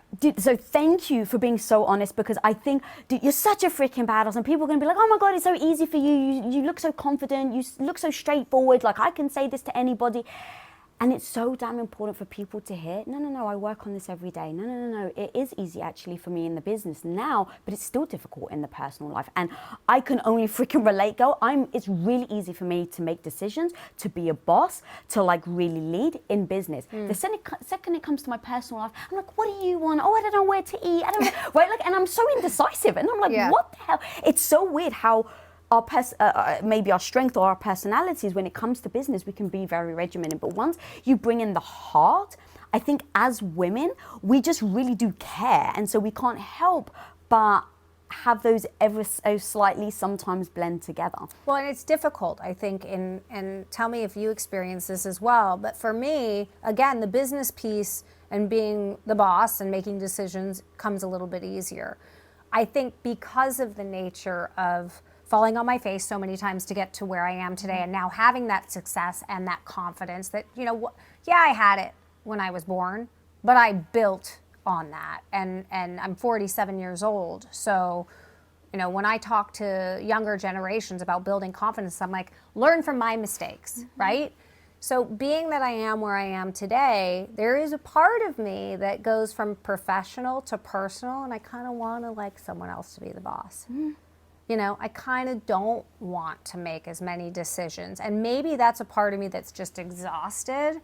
And there, you know, a part of innately my personality is maybe there's a part of me that wants to take a little, not a back seat, but just rest my weary, you know, head for a minute. And, you know, I'm a strong personality, and I don't typically come with or am attracted to someone with a weak personality. So in my personal relationships, that can be difficult because they're like, well, wait a minute. Like, are you the boss? Are you not the boss? Are we equal? Like, what the fuck is going on with you?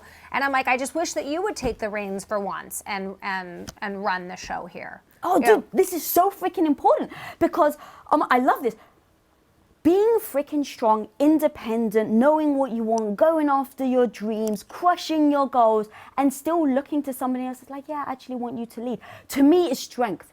It isn't a fucking sign of weakness. It's a sign of strength that you go, I don't need to always lead to feel amazing. I can absolutely feel amazing with having someone else lead. And you know what? Right now, it's actually the decision I think is best for me. That is such a big sign of strength.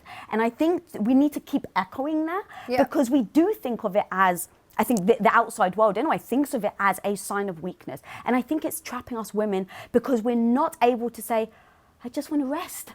Like, I am exhausted. I Because just we wanna can rest. because we can be looked at like, you know, someone like your personality or my personality. When we want to take that break, it's like, oh, she's a boss and she's so confident, but this is a farce. And the reality is, it's not. It's understanding and being confident enough to stand on your own 2 feet and make a choice to say, I'm gonna take a back seat on this one. You run with this. That doesn't mean weakness. It doesn't mean anything, but it can be confusing to the people around us.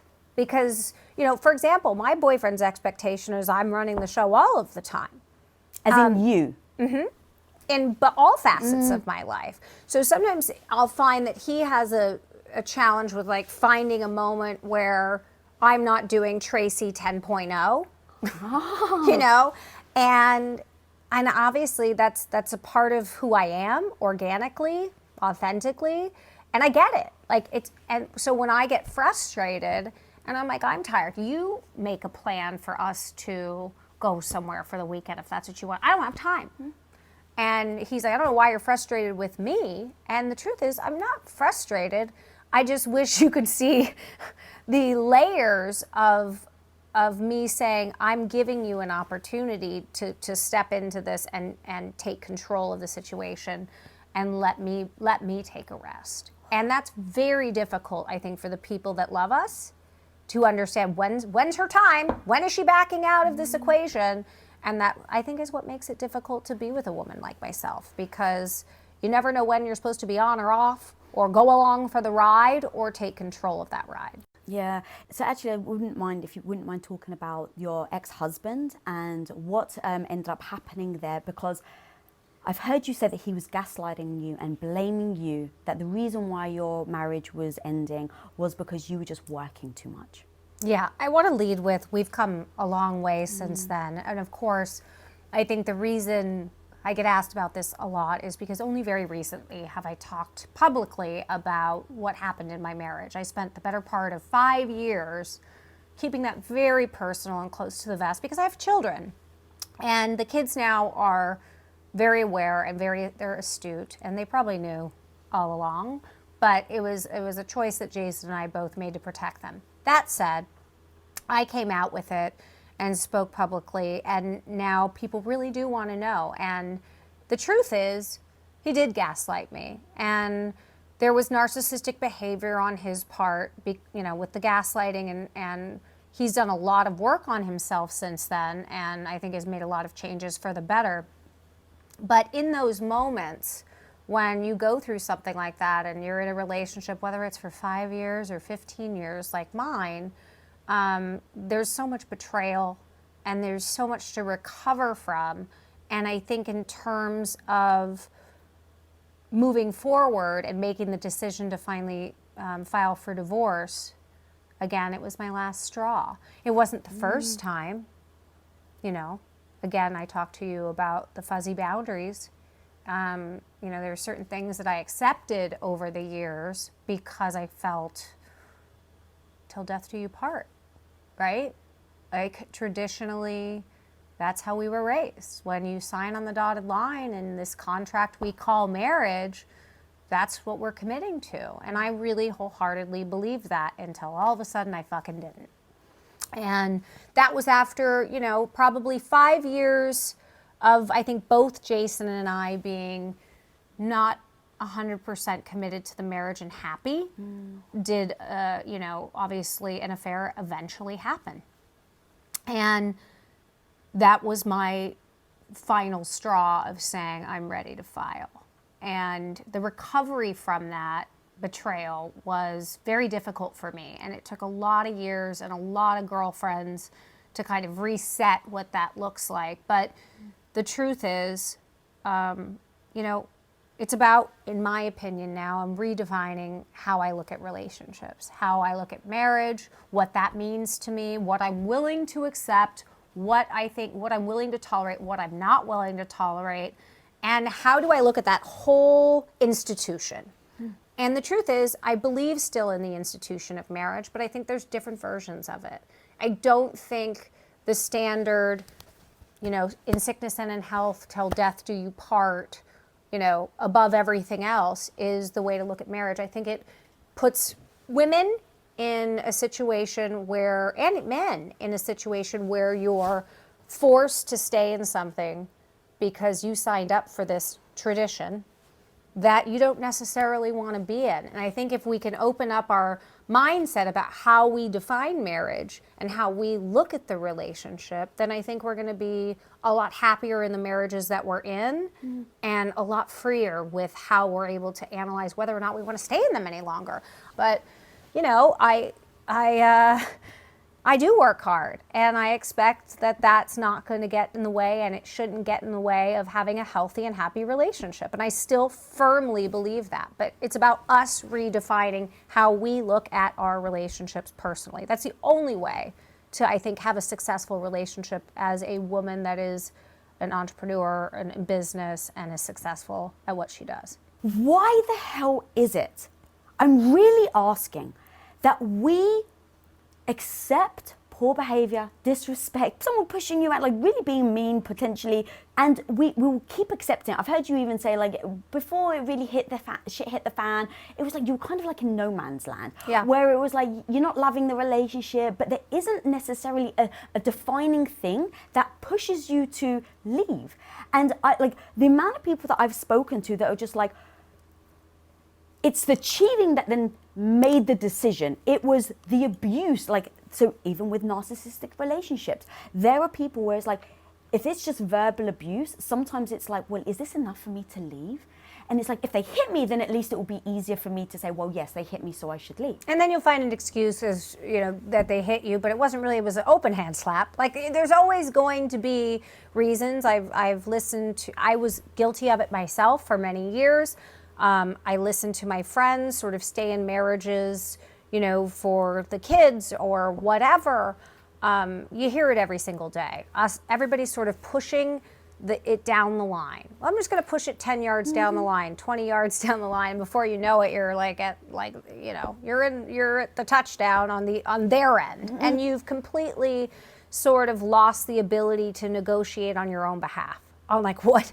Because you haven't stood up for yourself, right? But it's defining it differently.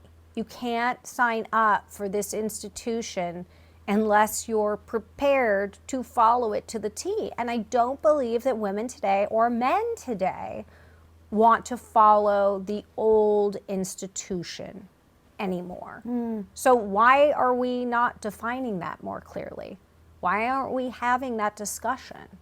Why can't we have an open marriage or an open relationship as long as we define it? And I'm not saying that's for me personally, because it isn't. Way too jealous of I'm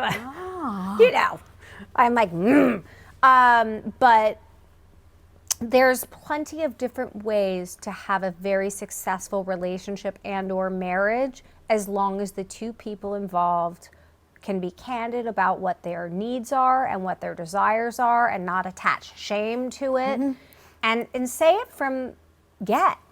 And then I think the possibilities are endless, but I still think we're sort of stuck in that old school mentality, which inevitably, by the way, has not served anyone. More than 50% of marriages end in divorce. So who is the old institution really serving? Half of the community? What up, homie? I got something free and new to share with you right now. How often are you visited by that negative voice in your head telling you that you're not smart enough, that you're not good enough, experienced enough, not fill in the blank? One of the most powerful things you can learn to do in life is to turn that negative voice into your bestie.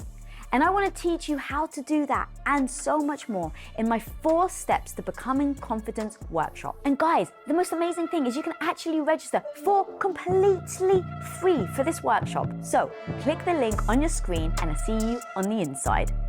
Yeah, I've heard you even say, like, marriage should be like a lease. You have to renew it every 10 years. I was like, oh, would say that. I still believe that. I mean, my friend Sam and Natasha and I, talked about that. We were at my lake house one night, and we were talking, and it was my anniversary, and I had been through some struggles, and I had written a toast to him, and part of that toast was, I'm renewing the lease with an option to back out of that lease, right? And this was our anniversary toast, and everybody thought it was hysterical. But there was a lot of truth to it, because the reality is the till death do you part piece backs us into a corner where we can't really say what we need to say, because what we might need to say is that we're not happy and we want out. And that doesn't go along with what we signed up for. So it makes us feel like a failure, and no one wants to feel that way. Yeah, so true. And I wonder if you don't mind, you just said, oh, I'm way too jealous for that. That surprises me. I'm like, you seem so damn confident. And so jealousy actually maybe helped me think through this. I think of jealousy as being an insecurity. It's not, I think when you've been through what I've been through in terms of going outside of the marriage and the betrayal that comes along with that, and the fact that it wasn't a dialogue that, we had prior to, executing. That's very official words there. It left me feeling uncomfortable and insecure in my interpersonal relationships with men. And so, that's something that I've consistently have to work on, that I've carried with me. And I think so many women get this. I don't care if you're 20 or 50. At some point you will understand what it means to be betrayed that way. And it affects us on such a deep level, because I think that we connect on such a deep level. When we give our hearts to someone, women typically, we're all in. Like once we decide to make that commitment, it's like all barriers are gone. Any wall that we might have is gone.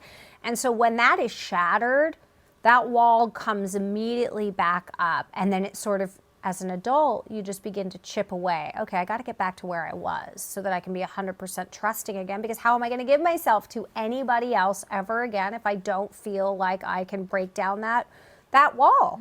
And it's a lot of work. I think actually, as you were talking, the thing that probably trips a lot of us up is, I want to get back to where I was. And the truth is, if you've just had a heartbreaking experience, you're never going to go back to where you were, because you are a different human now. You have had your heart broken. And so I think it actually could be more powerful to go, how do I use this to be better than who I was? Right.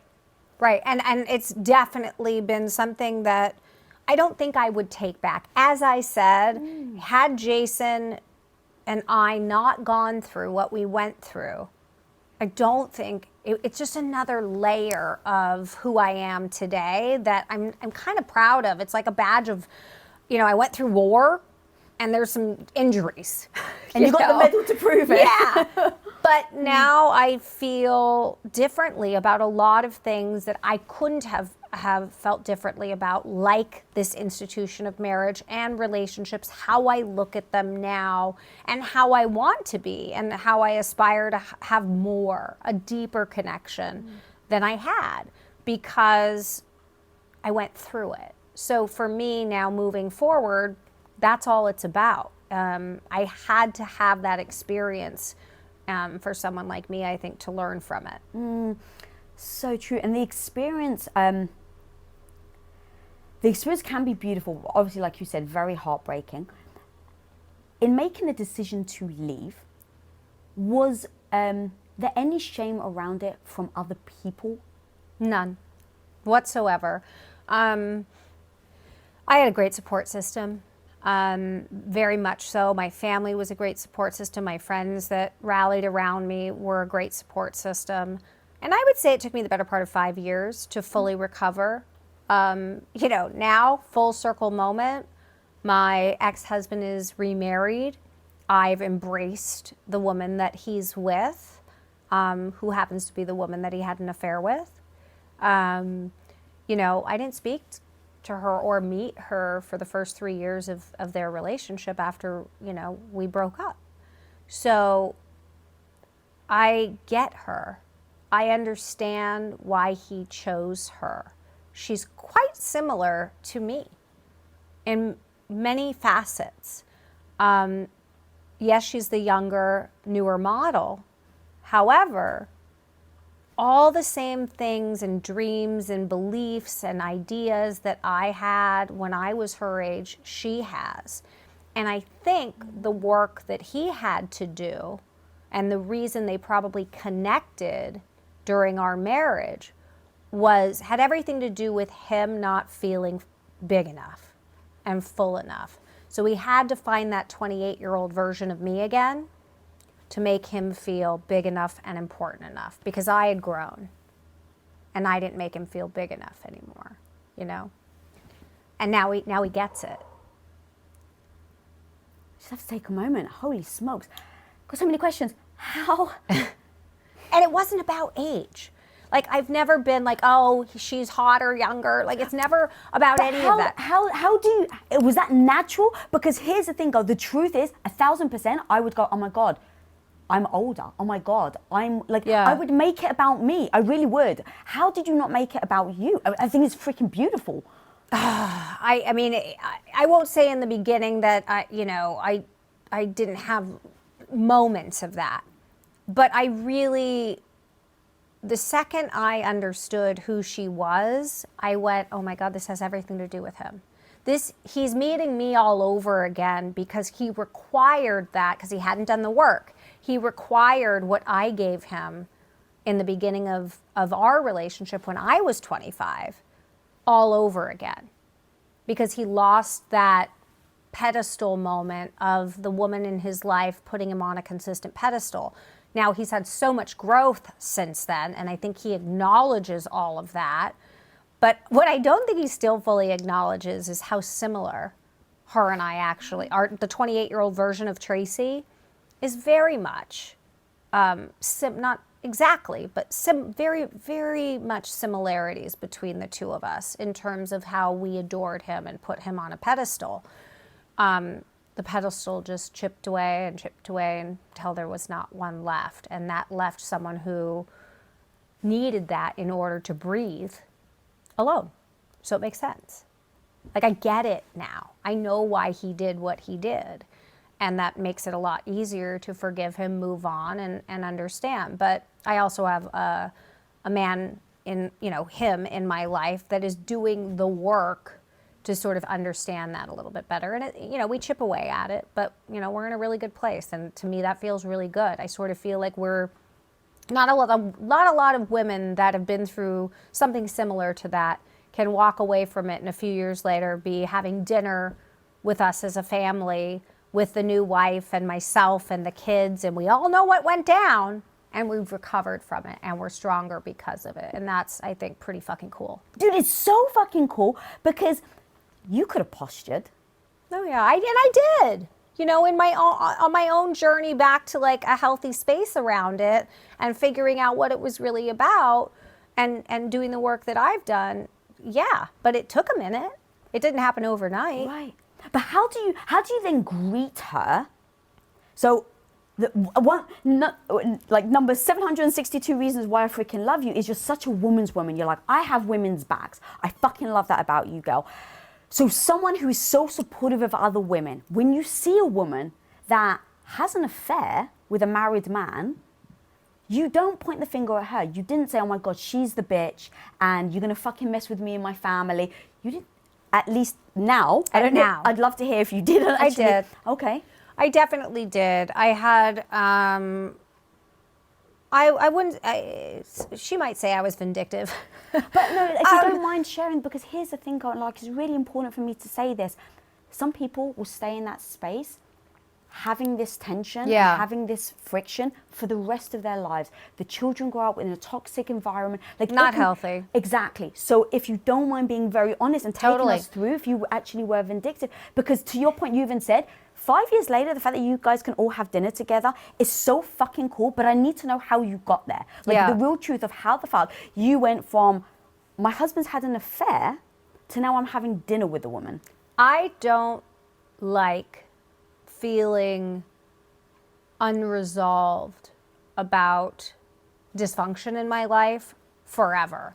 There's a period of time where I can sit with something and go, I just need to sit with this for a minute and really process this and not be reactive, but be fully invested in how I feel about it before I respond. it took me a little longer than I cared to, say, as it comes to this marriage and what happened between Jason and I. When it first went down, I was angry. My family was angry, and I would have gone so far as to say he's going to do the same thing to you. I truly believed it, and I was very unhealthily tapped into, like, I was in a drain, and I just kept going down. And in fairness, I think I had to go through that. I had to go through that anger phase. I was vindictive. I was miserably unhappy.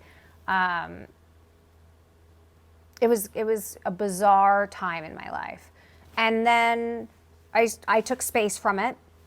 I didn't see them for a long time. I didn't communicate with, I communicated with my ex-husband as it related to the children, and that was kind of it.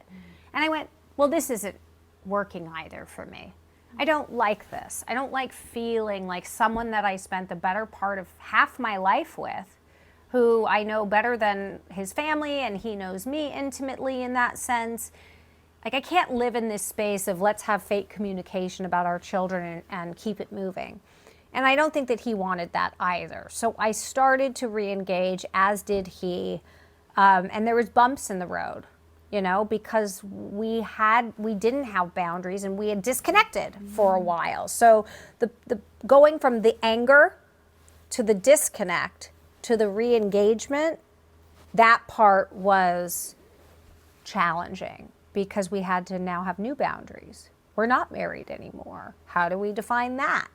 Like, I have to have respect for your new relationship. How do I get past that? And once I started recognizing that piece of it was missing, and that's why our dynamic was, the re-engagement was not going as well as either of us wanted it to, that's when I finally said, it's time for me to sit down with your partner. And we picked a day, and it was like 5 days and counting, 4 days, 48 hours, and I was ready. I really wasn't nervous about it at that point. I was really ready to have like a not angry conversation, but a healthy conversation. And we sat together for 3 hours. We had some wine, we had some lunch, and we just talked. And, she obviously took accountability, which I think was nice to hear, but it wasn't necessarily the most important piece of the puzzle. We spoke about how can we move forward in a healthy way and sort of be the defining moment of how we all envision sort of moving forward as a family. And it was something we both agreed we wanted to be proud of. Like, wouldn't that be cool if we could come from a totally fucked up place and then come full circle and spend holidays together, enjoy each other's company, support each other, be there for my children when I can't be as their stepmom, all of these things. And that's what we put into the conversation. I said, it's going to take a minute. And she agreed. I said, it's not like all of a sudden we're going to be, under the tree together. And then lo and behold, we were this Christmas. Christmas morning, mimosas, and, opening presents over at their house. And I had a great time. But we put that out into the universe as how we sort of envisioned. Wouldn't it be fucking cool if we could redefine what this looks like for every family that's been through what we've been through, and felt like it's never going to be healthy again. It's going to be screwed up for these kids forever. I really wanted to see if we could do that. And so we're doing it.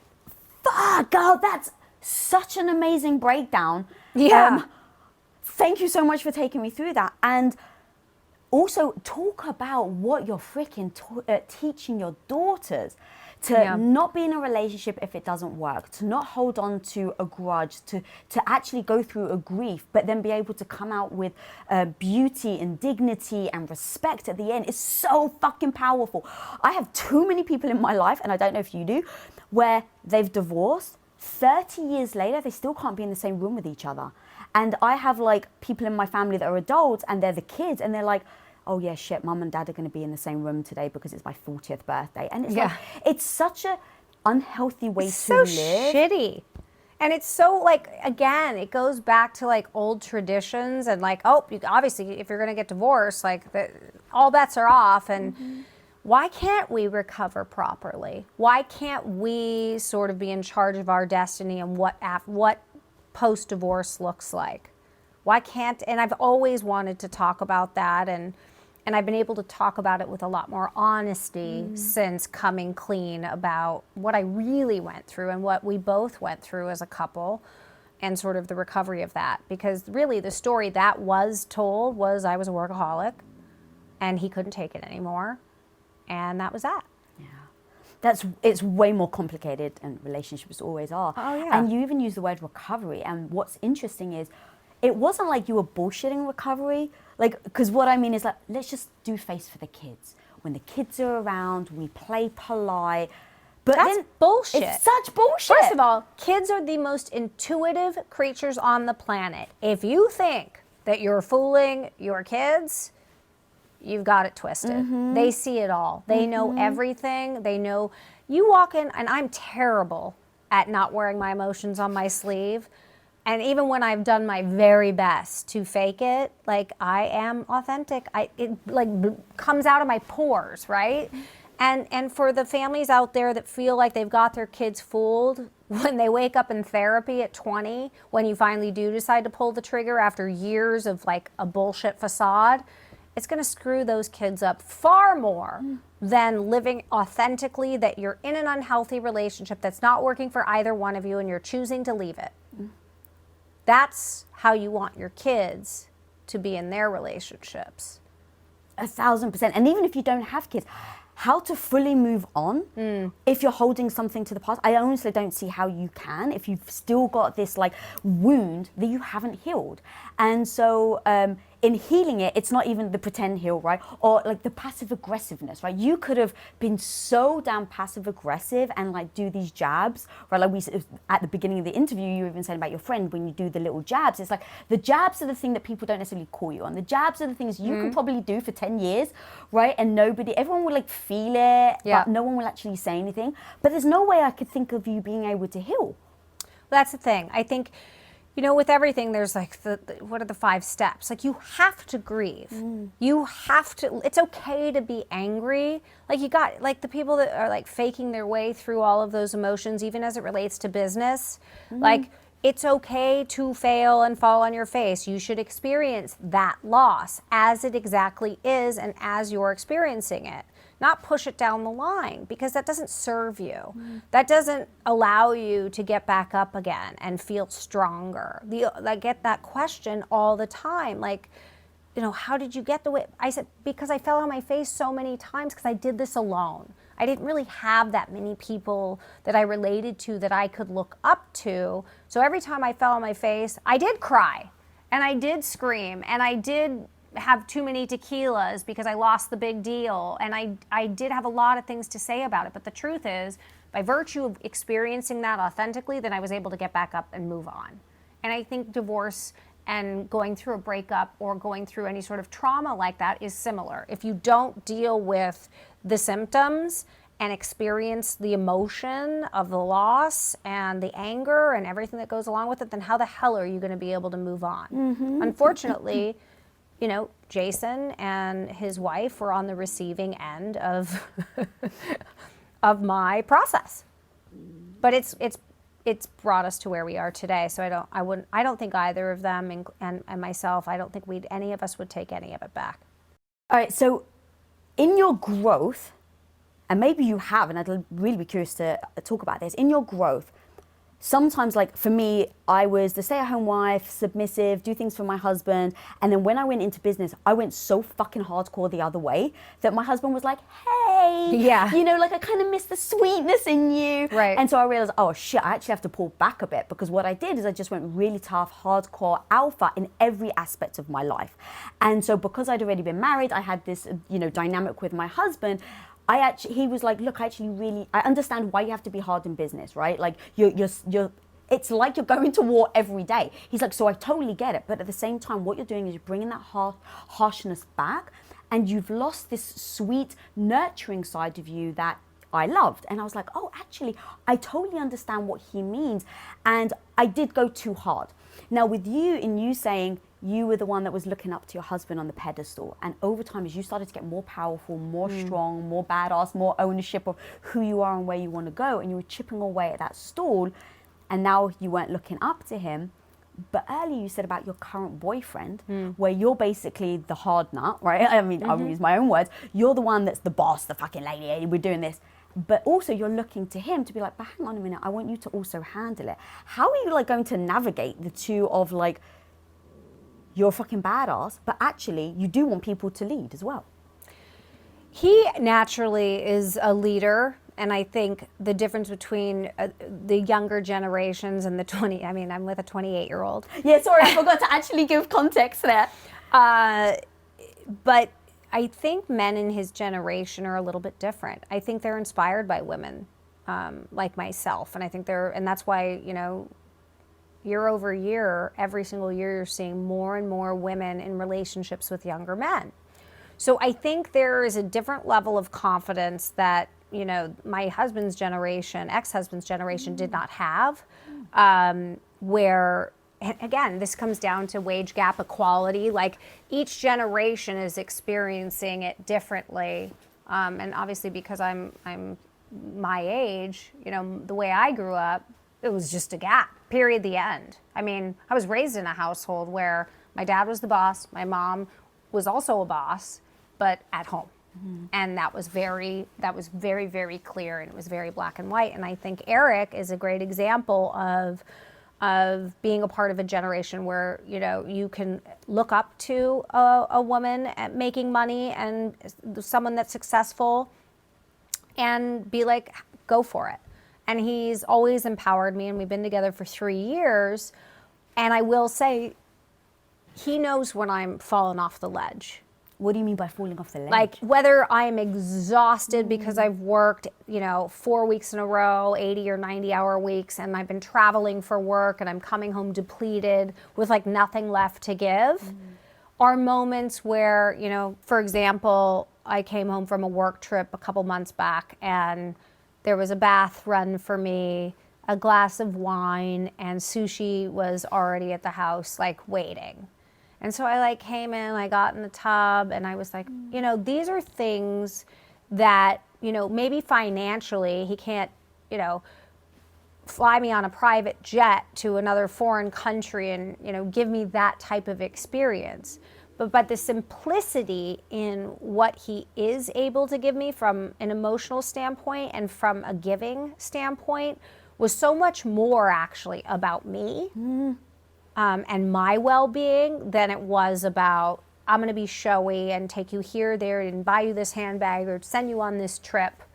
And, to me, that's, it's good for my soul. It's what I need in my life to feel balanced. I don't know if I would find that in someone my age. That's fascinating. I don't know if you know this, but one of the big things in relationships and knowing whether it's going to succeed or not is if the partner feels seen or not. Yeah. I mean, I totally believe that. I mean, I think that's a big part of it. I'm very supportive of his career. He works nonstop.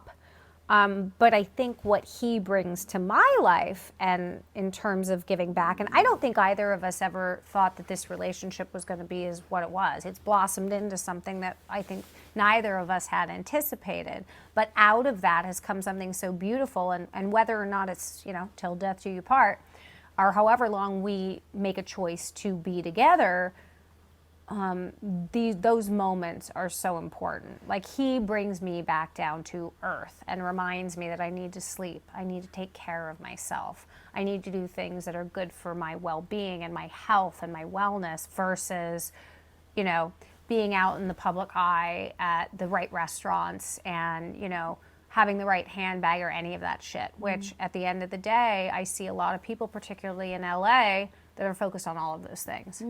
Did you have to face judgment when you started dating him because he was so much younger than you? Absolutely. How did you deal with that? I told him to eat shit. True. Fuck yeah, you did, girl. I really did not give a fuck. I just didn't. And Not at all. No. Even people close to you. no. Fuck yeah. No, I really didn't, because if you know Eric and the people that know me intimately that have an actual relationship with him and made an effort to really get to know him, know who he is. He's a deep down an incredibly solid human being.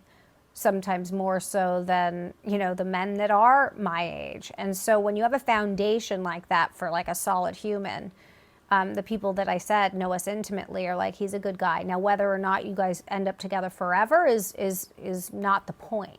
You're in a relationship that's much healthier than the relationships you've been in the past. And we like this for you. You're healthy, you're happy, you've never felt better, you're rested. I'm not going out all the time.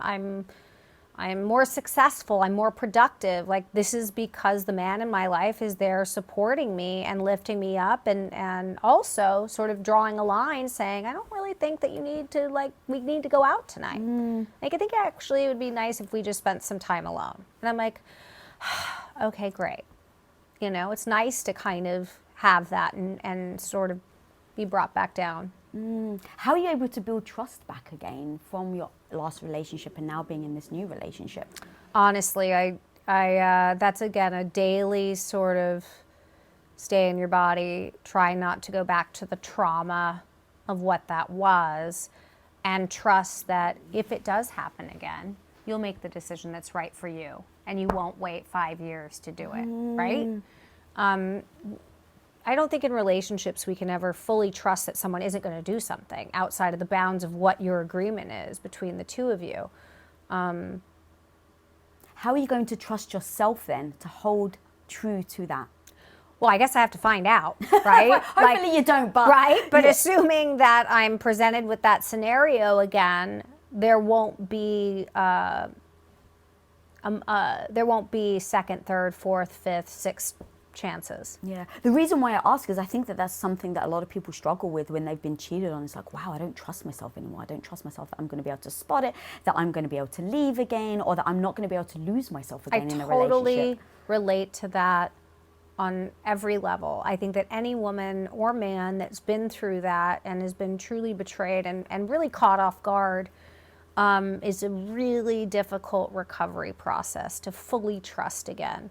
I don't even know if I'm 100% there. I don't know if I ever will be, but I have to try, and I have to give myself to it fully. And the only way to find out if you're capable of it is by virtue of experiencing it. I heard you say, though, that the judgment always came from women. Yeah. This is an interesting topic because for so long, being sort of the feminist that I am, I've looked at men as being the reason that we are not, equal on all fronts. And over the course of the last few years, I've done some soul searching on that, and just even looking at the women around me, women across the board on social media channels, and I've recognized that, the competitive nature between women to get to the top is one piece of the puzzle. And then I also think, again, my generation, the generation in front of me and the generation in front of that generation, are all still, everybody's behind their little computer on social media, sitting in the dark, judging. I think the younger generations are a little bit different. But I think women typically are our biggest challenge today. I think there's a problem with the way that we all grew up, and it's very difficult to break out of those patterns because we were raised in that. At 47 years old, for me to be who I am every single day and be this feminist, it's like work. I've had to challenge myself in certain areas and be like, well, why can't? I remember here's an example. I hired a new agent on my team by the name of Shelby. Shelby I met in Mexico at a 50th birthday party. She's 25 or 20, she was 25 or 26 at the time. Gorgeous model, you know, great on social media and Instagram, but a model nonetheless. And a couple years later, she came to me and wanted to sell real estate. Smart girl, totally has the charisma for it. But you know what was the first thing I did? I started saying, well, she's gonna have to like stop modeling and doing the whole bikini thing on social media to be taken seriously. And then I was like, no, do you know what I'm saying? Like I did the same fucking thing. And by the way, What up, homie? I got something free and new to share with you right now. How often are you visited by that negative voice in your head telling you that you're not smart enough, that you're not good enough, experienced enough, not fill in the blank? One of the most powerful things you can learn to do in life is to turn that negative voice into your bestie. And I want to teach you how to do that and so much more in my 4 steps to becoming confident workshop. And guys, the most amazing thing is you can actually register for completely free for this workshop. So click the link on your screen and I'll see you on the inside. the people that surrounded me in business were like, ooh, she's really going to have to reel back on, because she couldn't possibly be successful in real estate and wear a bikini. Now, granted, there's a fine line. You're not going to wear a bikini to a listing appointment, but perception is everything. And I said, well, then if I'm going to stand here and say all of the things that I'm saying about being a feminist and I should be able to wear a half top and make, $10 million a year, then I have to also get behind the women underneath me that are doing the same thing and actually elevate them, support them, and make them into the little bosses that they are. And that's exactly what she's doing. I said to her, I even told her, pretty much this story. And I said, there's no reason for you to have 2 separate accounts. You do you. And, as long as you show up to work and give it 110%, I don't care what the perception of you is online. I care that you know what you're talking about when you walk into the room, that you're connected, and that you are ready to talk to this client about their home and how you can best service them. At the end of the day, that's all that matters. And she has that in spades. Now, if she did not have that charisma or that ability to connect, that would be a different story. But she had it. So the one thing that was holding her back was that she was a bikini model. And not just a bikini model, but, but there were a lot of these pictures of her online. Well, that's bullshit. Why can't she be both? And so I had to really second guess myself and remind myself that it doesn't stop right there. And I think that's a big part of where the older generations look at even me. They look at me and say, you can't wear that and be successful at the same time. Well, why the hell not? I'm actually currently doing it. And I think that's part of what my new messaging is. It's talking to women about really supporting each other, because I think that's it's kind of bullshit. Like, we say we support each other to a point, but then don't be too feminine. Don't be too comfortable with your own body. You're still a mom. What kind of mom are you if you dress like that? All of these types of comments are completely farcical when it comes to, talking about women online. And it's made me absolutely bananas crazy. So now it's like all I want to focus on and talk about, because we can't point the finger at men forever for holding each other back. We have to elevate each other and be able to be all of the things that we are. And that includes boobs and a butt and a pair of heels and however we feel like doing our hair and makeup. That's what makes us women. We are completely different than men. And we have to celebrate all of those differences, not just how they fit into being an old version of becoming a feminist. I love your energy around this. I feel the same, and I don't know how to talk about it because I have a freaking show called Women of Impact. My whole life is dedicated to supporting women, elevating women, helping women, and yet people sometimes still watch this show, homie, and there's people across the sea, and they just, in the comments, rip the woman apart or rip me apart. What the hell's up with this woman's hair? Or like, why does she talk in a squeaky voice? I had one guest who was a doctor. She was giving advice on how women can help with their hormones and self-care. Right? So her whole life is dedicated to helping women and their hormones. And the comments is because she wore a crop top. Story of my life. Women in the freaking comments. Oh, guys, I read the comments. I read the freaking comments. In the comments, they were like, I can't take this woman seriously because she's showing her belly. How can she, if she wasn't showing her boobs, I would take her advice more seriously. And I'm like, you're the watching. reason we are totally fucked. Like, that is the bottom line. Because at the end of the day, if we're the ones elevating each other, and call it 50%, and I'm shooting statistics out without any, so 50% of us are really truly elevating women as a whole, but the other 50% are saying, I'm here to elevate you if you do it the old-fashioned way. But outside, you sound like you're smart and you have your shit together and you've done all the things, and here's the list of all of your accomplishments. I'm here for that so long as you do it the way I say you should do it, because traditionally that's the way it was done. Yeah, as long as you do it within my value system. Right. And that's where it's like, it's so damn important to me to keep talking about this sort of thing. And even with the show, I try to have as many diverse types of women as I possibly can, because here's what I'm not saying. Every woman should go and have business and be a badass and crush it in work. No. What life do you want, and what the hell is holding you back? I got you. That's what this show is about. Right. And so even with what we're talking about today, it's been about relationships, it's been about business, it's been about friendships. But the whole point is, how the hell, Tracy Tutor, do you stand up and be a freaking like strong woman on a daily basis when you're getting all this stuff coming at you? Whether this stuff is other women hating on you, whether it's, you know, you finding out that your husband's cheated on you, whatever that stuff is, how the hell do you keep showing up? Because a lot of women don't.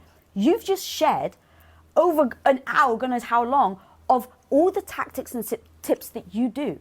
That's what I want to keep focusing on, right? Hey, you at home, stop writing a comment about, oh my God, I can't believe she dates someone that's 20 years younger. Why do you care? And it's so damn disheartening, girl. It's so damn disheartening to think that because of our own belief system, if it doesn't align with what you know, if what you do doesn't align with my belief system, then I'm only going to tear you down. Why not freaking support? Yeah, I mean, I think what I find is it only inspires me to keep doing it. The haters on you inspires you. It only inspires me to keep having the dialogue, keep dressing the way I want to dress, whether that's in a crop top, which I get a lot of shit for, or you know, wearing a skirt that's, whatever that looks like to the women. If I keep doing it, they will eventually, as long as I'm still speaking from the same mindset, as long as I'm still successful, as long as my messaging is no different, eventually they'll kind of go, okay, well, I guess she's as smart as I thought she was, and I guess the top that she's wearing is sort of irrelevant, isn't it? And that's sort of my mission, to continue to, if I stop doing what I'm doing, then that dialogue isn't had until the next woman that comes along that maybe doesn't have the balls to stand up for themselves quite yet because they're a little bit younger. And so then you're always conforming. And if we don't stand up and not conform to what these old ideals were, then we're never going to actually change the whole system. And so to me, it's always going to be continue, like, y'all inspire me. The more you talk shit, the more I'm going to continue to be exactly who I am, say exactly what I'm thinking all of the time, and just be 100% authentic. And it seems to be working. So, fuck yeah, girl. And I don't want to presume, but I do feel like sometimes a lot of the hate just comes from insecurity, right? It's like, I wish I had the confidence to dress like that. I wish I had the confidence to just say, yeah, I'm divorced and I'm going to go after a guy who's 20 years younger than me. Like, And so because maybe people don't have the confidence, the flip side is to actually say why it's wrong, because now you don't necessarily have to. Yeah, I mean, I think we all know that, right? Like, you know, social media trolls, it's, you know, they're all insecure. And that's a very easy way to compartmentalize them, right? And so that we can move on with our day. But the truth is, social media is how people communicate. It is a big part of how we're all out there and having success that we're having. And if we don't continue to have the dialogue on how to shift that narrative, then we're going to continue to have sort of these internet trolls that actually are valued. There's value there. There's a reason these different blogs and social media accounts are created. There's a reason bots are, you know, these are things are successful because people buy into it. And what we don't want to see is people buying into it anymore. So in my opinion, in order to stop that bullshit, we have to keep stepping up, keep stepping out of our comfort zones, continue to battle this in an effective way so that, you know, we change the actual dynamic. We shift their opinion. And more often than not, when I do have a dialogue with a troll for whatever reason, not every time, but more often than not, they'll say, wow, I just never really thought that you would actually respond to this. Sorry. And I'm not emotionally affected by it either way, but it's more of a shift of, I'd rather connect with you and explain to you that the reason I will continue to do this is so that I can shift your mindset about it. I'm not here to upset you. I'm here to shift your mindset that I can be many, many things. And those things include sexiness, funny, and really fucking smart at the same time. Like, why can't we have all three? Why, if you're smart and successful as a woman in business, do you have to be one note? I'm over it. Where's that fine line between helping them, right? Like, actually, I think that if I say this, maybe I'm opening a door that you haven't seen before, and defending yourself. I mean, I think in some cases, you know, when it's tapped into my relationship with my children, I definitely have a little bit of a different messaging surrounding that. But my kids are also old enough to have their own minds on social media. And like I said, they're little feminists in the making. And so they can speak quite eloquently and in a way that has worked, I think, wonders. Because obviously I can also not be a good mom because I work too hard and I dress too sexy. So therefore, I'm setting a bad example for my girls. Both my girls are unbelievably successful in their own right. They're good kids. They get good grades. They're on an incredible path of their own, and they're thriving. And they'll chime in when they feel like it on their own. And I can't tell you the amount of times I've read some of Juliet's responses on social media to different people, and I'm blown away with what she's been able to say. And I think, you know, so are my followers, candidly. Like, wow, this little 17-year-old has quite a bit to say and is really effective. I mean, God help everyone when she's 25. You know what I mean? She learned the lessons from her mum. Yeah. But that's the thing, it's like really having the skills to defend yourself in certain moments, or having the skill to let something roll off your back. Like, and this is really, you know, beautiful full circle where we started from. I find it even now sometimes difficult for myself. And a lot of it, that's why I'm actually leaning in a lot into health.